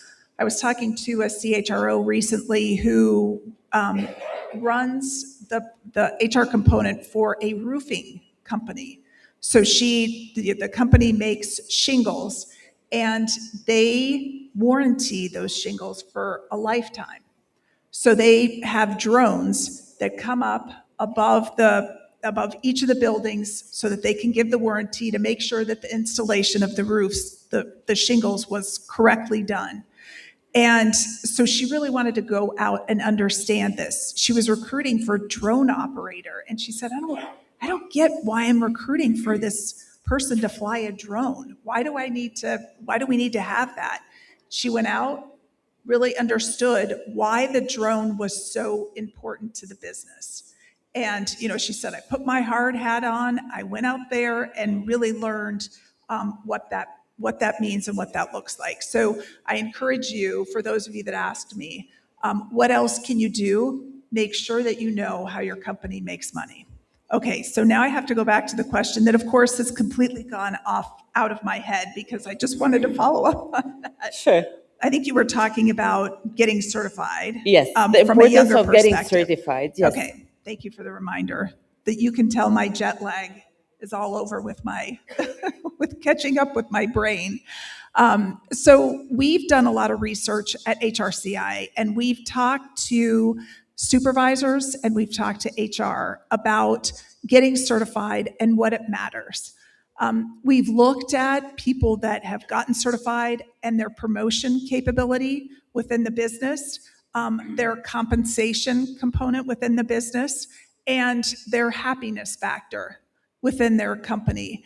And people that are certified feel more confident about what they're doing in the HR realm. They feel confident having those conversations with business executives across the organization around what are we doing from an HR perspective? How are we managing the most important resource of our business, which is our people? So those are all components that I think are important. What we found is that, of course, people that were certified said, I'm much happier. And supervisors reported the same. They said people are happier. They have that confidence. What we found, much to the supervisor's dismay, is that people that get certified are making more money. They're moving up the career ladder in a much more rapid way, and they're making more money, more compensation for themselves. What we also found is that people are promoted faster when they get certified, so that they really could demonstrate their competence to their managers, to their supervisor, that they really knew what they're talking about from an HR perspective. I learned some of my HR from a book, and that was helpful. But it wasn't until I got on the job and I understood really where HR mattered, is when I really understood what the business was doing. In HR, one of the components that I was responsible for is we had, it was a big multinational corporation. And in this one particular area, we were opening up a restaurant. And we hired a restaurant manager. We hired the whole staff around the restaurant. The manager left. And the team who were running the restaurant came to me in HR and said, "We're having these problems. What do we do? How do we handle it?" And I said, I've never run a restaurant, but okay, here we are in HR. I've got to dig in and help the people who are there to understand what was expected of them, helping them along the journey because their boss immediately left. So when I talk about taking on responsibilities that are totally something that you don't know, that was something I'd worked in a restaurant a long time ago as a server when I was, growing up. But I didn't know all of these components. And I think that's where, from an HR perspective, we have to expand and be ready for those questions, because frequently employees don't know where else to go to. They don't know who else can help them to navigate this. So from the perspective of, growing in your HR career, it's handling things that you've never handled before. It's demonstrating your competence through certification, not just book learning, but actual practical learning. Our certifications are built by practitioners around the world who are saying these are the things that if you're practicing HR, you need to know. So I think those are some of the examples that I can provide to people who are really looking at, why do I get certified and why does this matter? And then from a certification perspective, you have to demonstrate your continued competence by attending conferences that are HR related, doing something new within your organization that hasn't been done, taking on a leadership role that's important. So there's all sorts of ways that you can continue to grow as an HR professional. Thank you very much for this inspiring insight.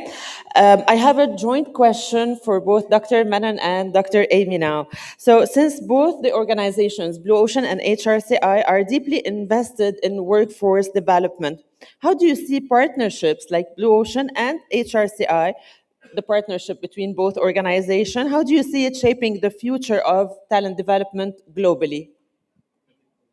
All right, I'll take that. Yeah. I think together, you've heard us. We have very similar values in how we look at HR. We have very similar values in how we are looking at how work gets done.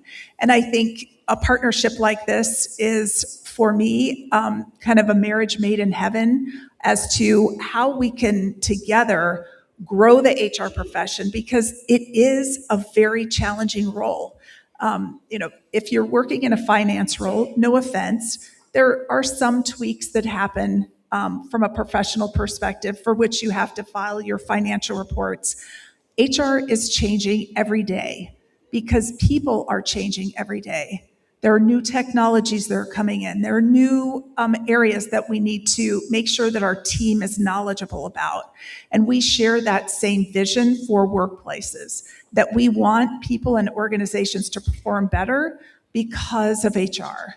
And HR is really at the core and the essence of every single business that is out there, because HR is really the one that the sort of function within the business that is bringing together people, doing the talent acquisition so that it matches your culture for the organization, and you're looking forward to make sure that you're hiring people that match that, you're reskilling your talent, and you're looking forward. So I think that's where this partnership has been really a wonderful opportunity for both of us to learn about our companies and see that we're so very aligned.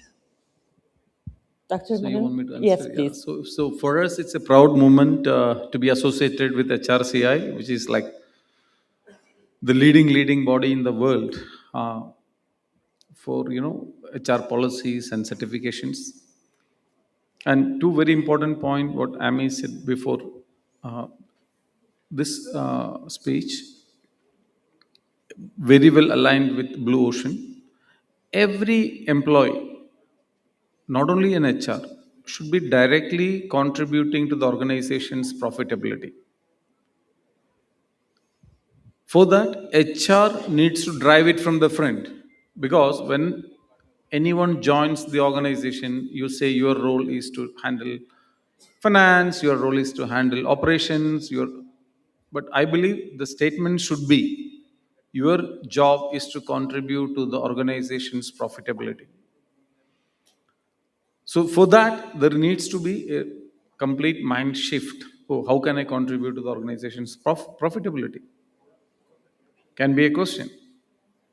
Because there is a famous saying in finance, top line is vanity, bottom line is sanity, and cash in bank is the reality.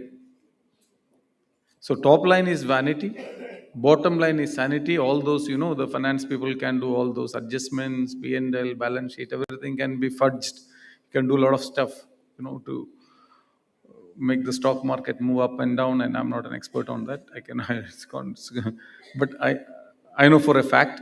But the reality is the cash in bank. Now, for an HR person, you need to equate. Why I'm saying this is you need to equate that every penny which is going out of the organization can be saved, can be controlled. And more leaders, if they are empowered to do this job, the company can become profitable. And the second one is the certification. Certification will play the most important role in the age of AI. So how do you differentiate between somebody who can write a beautiful prompt and get all the information you want compared to somebody who really has the knowledge? Because when geopolitical issues happens, can you go to chat GPT and write, so how to control Trump? Yeah. Or what is Trump going to say tomorrow? Nobody knows. But, from a human skill point of view, from our emotional perspective point of view, we will be able to judge that this is what going to happen in a geopolitical crisis when it happens, and how to handle that.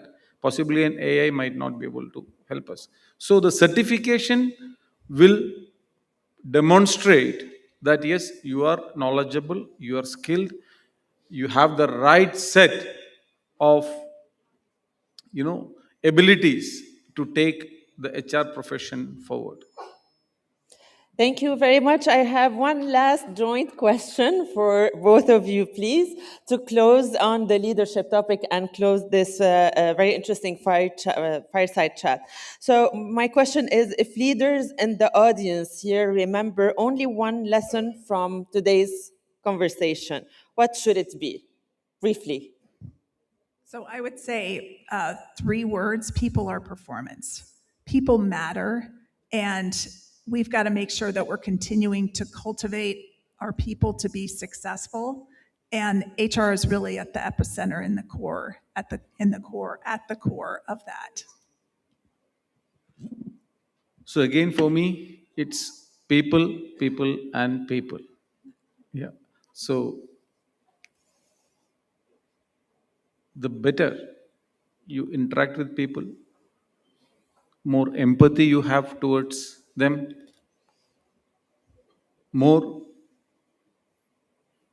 information you can share with them right from the top. You make them feel that you are valued in the organization. You teach them new skills for they can grow in their life. Everything will fall into place in an organization. Thank you very much. So, thank you everyone for attending this fireside chat. Thank you to our distinguished speakers for sharing not only their journeys, but their wisdom as well. And if there's one message we take away today, it's this. Leadership is not about predicting the future, it's about shaping it responsibly. Thank you.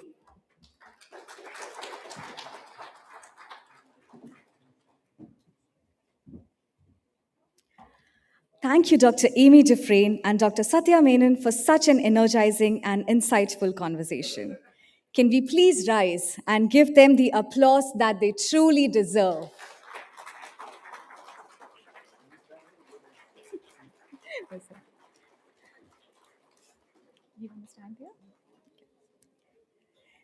May I kindly request Dr. Satya Menon to please remain on the stage.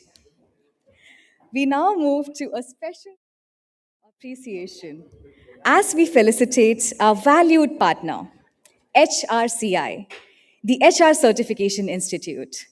HRCI has been a constant pillar of support, partnering with us in our mission to promote excellence in human resource practices and professional development. We sincerely appreciate their continued collaboration and unwavering commitment. To receive this small token of our appreciation and gratitude, may I please invite Mr. George Numdeyu, Managing Director, Global Operations, HRCI, to kindly join us on the stage.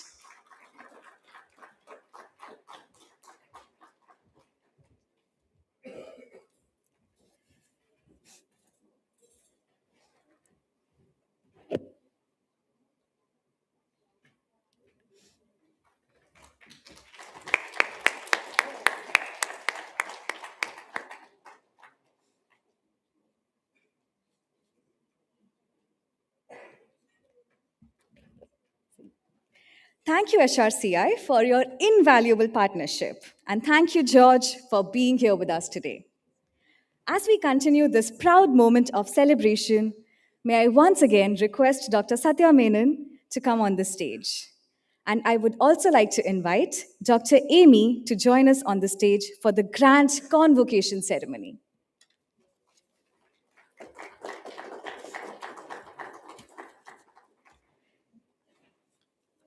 Ladies and gentlemen, we have now come to a moment of pride, achievement, and celebration, the Grand Convocation Ceremony. This is the occasion where we honor the hard work, dedication, and accomplishment of our students who successfully completed the international certification from HRCI. We begin with Ms. Lama Achui, Assistant Program Director, Blue Ocean Corporation, who has earned the Professional in Human Resource International Certification. As I call your names one by one, please come to the stage. After receiving your awards, kindly remain at the side of the stage for a group photo. Next, we have Mr. Kunal Dilip, Partner HR from Galaxy Surfkintons. Mr. Kunal Dilip.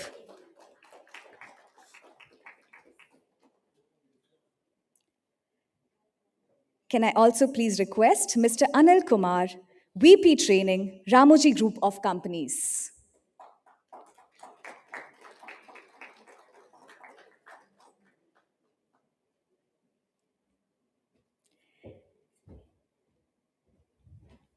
Can we please have a huge round of applause for all the people who have completed their certification with HRCI?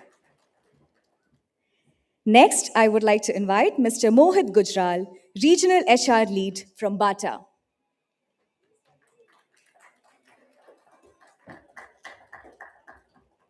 Next, Mr. Tanvinder Singh, HR Lead from Mochico Group.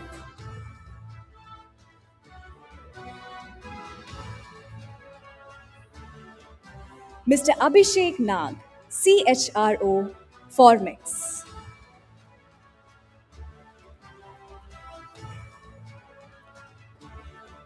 Ms. Ipsa Ratha, HR VP from Plutus Management.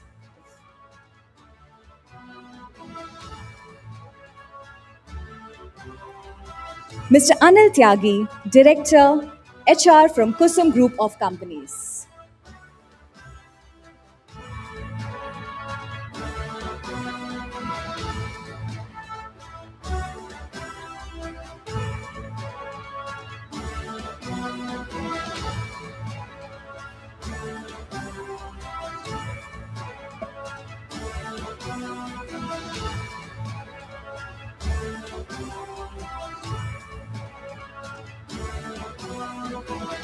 Now I would like to request Mr. Abdul Aziz, Mr. John Ellis, and Mr. George to kindly come and join us on the stage for a group photo.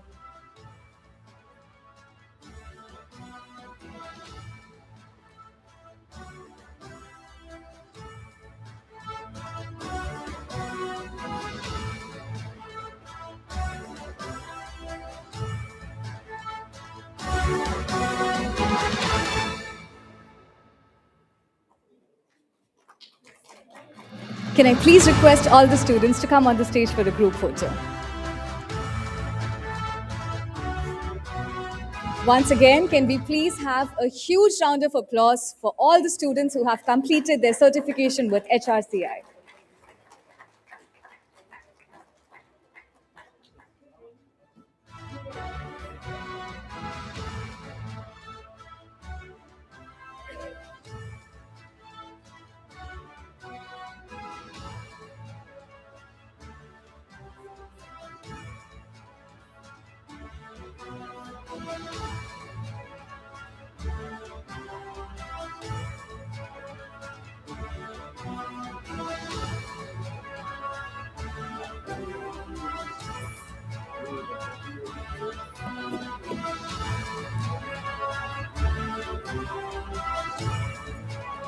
Thank you so much, and once again, many congratulations. I kindly request Dr. Satya Menon and Dr. Amy to please remain on the stage as we move forward to our next segment, the IHRC Awards, where we will celebrate exceptional talent, leadership, and impact.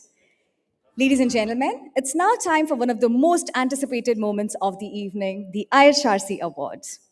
We have received an overwhelming number of nominations, and every submission was carefully reviewed by a designated jury to identify those contributions that truly stand out.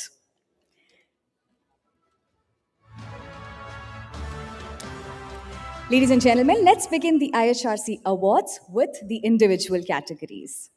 The first award in this segment is the Strategic People and Organizational Leader Award. And this award goes to Mr. Puneet Sharma, Chief Human Resource Officer from Progmarts.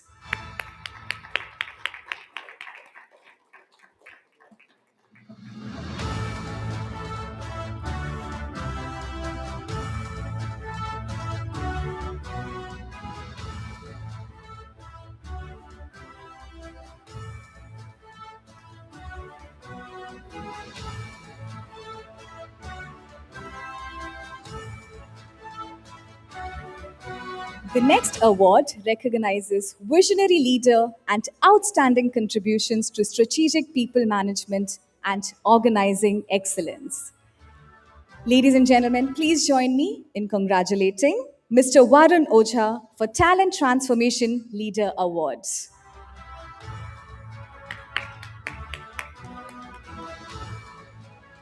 Mr. Varun Oja for Talent Transformation Leader Awards.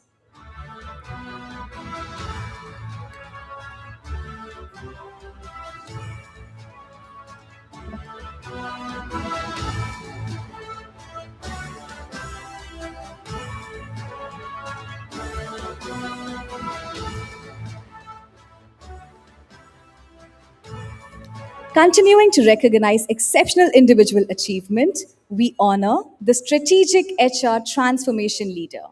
And this award goes to Ms. Sonia Mahajan, Associate Director, Human Resource from HR1. Ms. Sonia Mahajan, can we please have a huge round of applause for all the winners?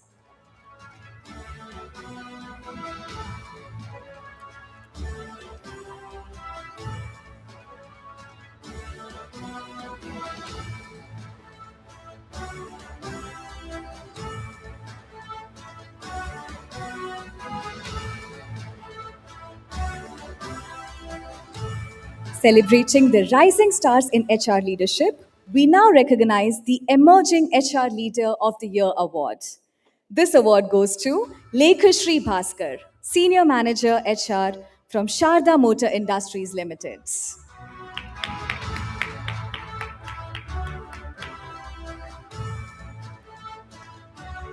Please join me in giving a round of applause for Ms. Lekashri Bhaskar.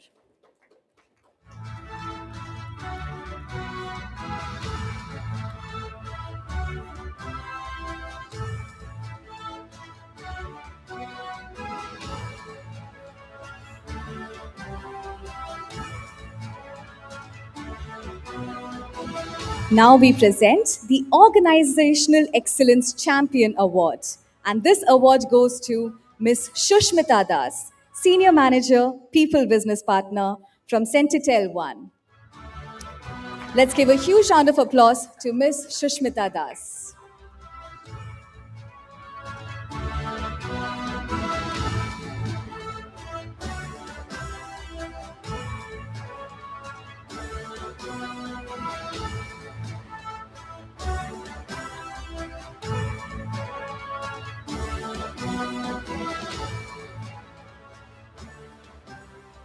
We now move to the Corporate Awards, recognizing organizations that have demonstrated outstanding leadership, innovation, and strategic impact in HR practices.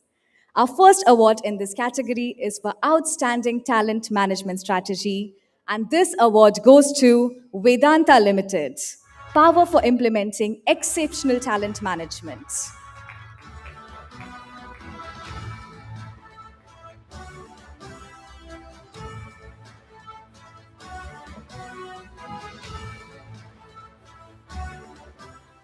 Mr. Abhilasha is not able to join us right now, so let's move on to the next category.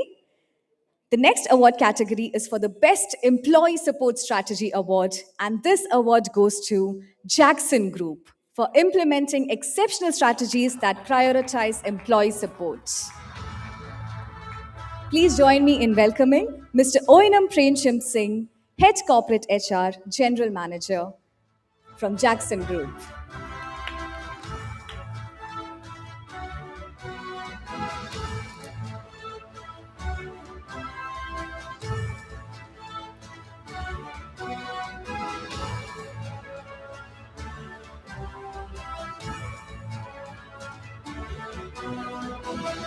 Can I please request all the award winners to kindly come for a group photo?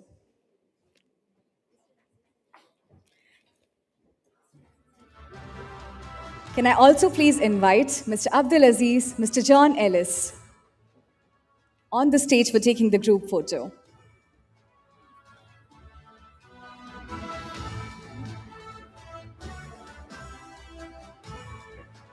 I would also like to invite Ms. Disha Gaikwad for joining us in this group photo.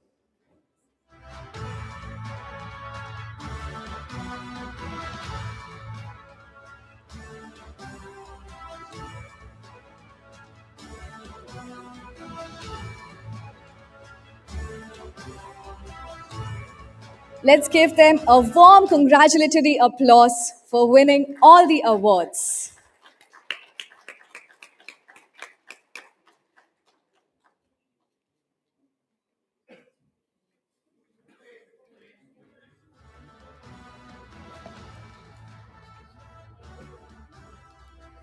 That brings us to the end of the IHRC award ceremony. We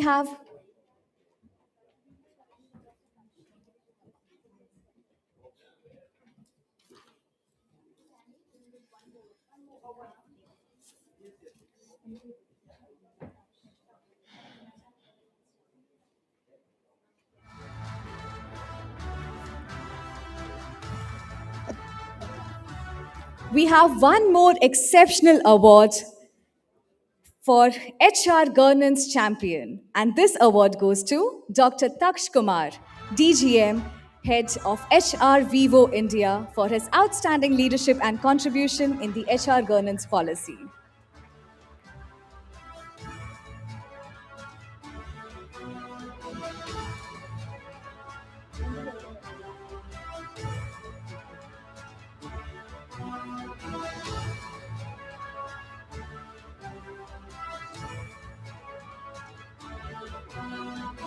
Thank you so much, and once again, many congratulations to all the award winners. At this moment, I invite all the Blue Ocean team members to gather on the stage for a group photo. All the team members of Blue Ocean Corporation kindly come on the stage for a group photo.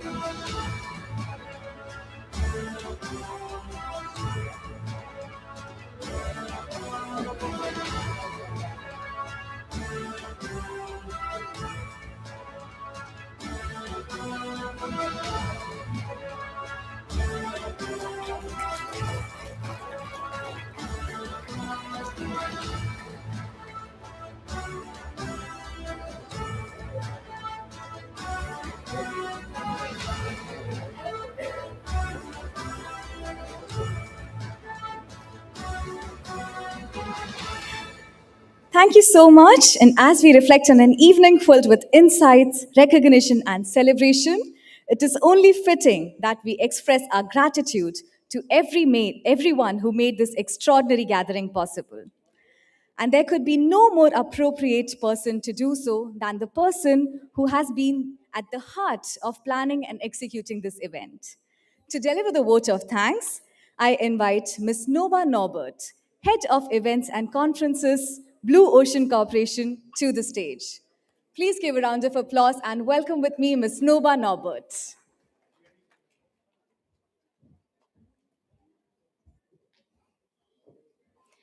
May I please request all of you to remain seated? I'll just take 2 minutes of your time. Distinguished leaders, esteemed speakers, valued partners, and respected delegates, it's fair to say that this has been a very productive day. As we bring this extraordinary evening to a closure, it's both a privilege and a profound responsibility to stand before you and reflect on what we have collectively created here today. After successfully conducting multiple conferences around the world, we are once again back in India to witness the convergence of industry titans, this time in the dynamic and transformative field of human resources. Today, New Delhi witnessed something remarkable, the International Human Resource Conference 2026, a powerful convergence of industry titans, visionary HR leaders, policy influencers, and transformation architects shaping the future of work. From the very first session this evening to the final exchange of insights, the energy in this hall has been remarkable. The ideas shared were creative and transformational. The conversations were bold, honest, and necessary. Let me begin by extending our deepest appreciation to our keynote speaker, Dr. Amy, CEO HRCI, whose global insight brought intellectual depth and international perspective to IHRC 2026. Your insights reminded us that HR today is not about managing change, it's about leading it.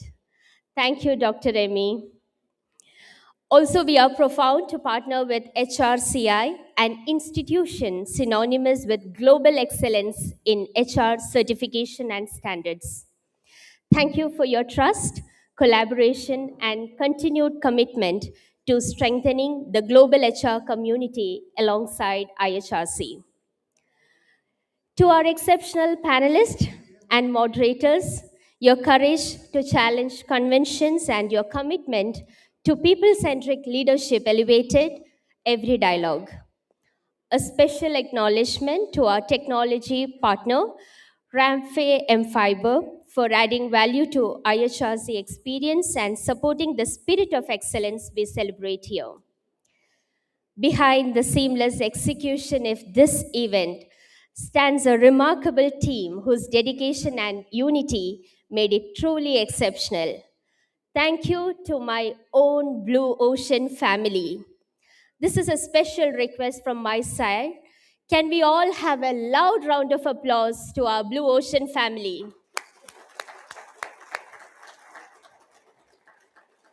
And finally, to our delegates, to all of you out here, the strength of IHRC. Your engagement, your curiosity, and your willingness to learn have left this hall with a vibrant purpose. A conference is not successful in its agenda or planning alone, but in its audience that carried ambition, intellect, and intention to learn.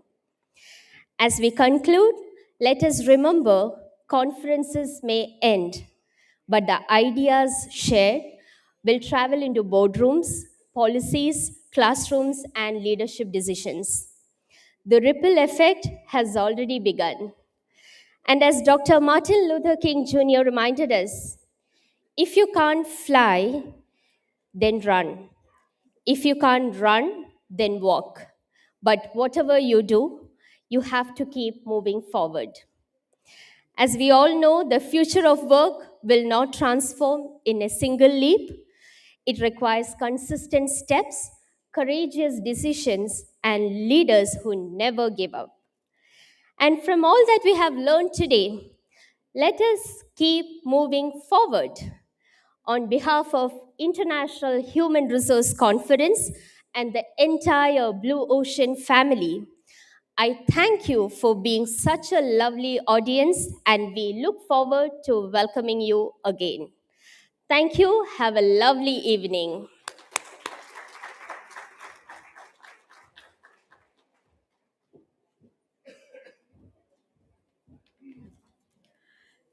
Thank you, Ms. Nuba Norbert, for those heartfelt words of appreciation.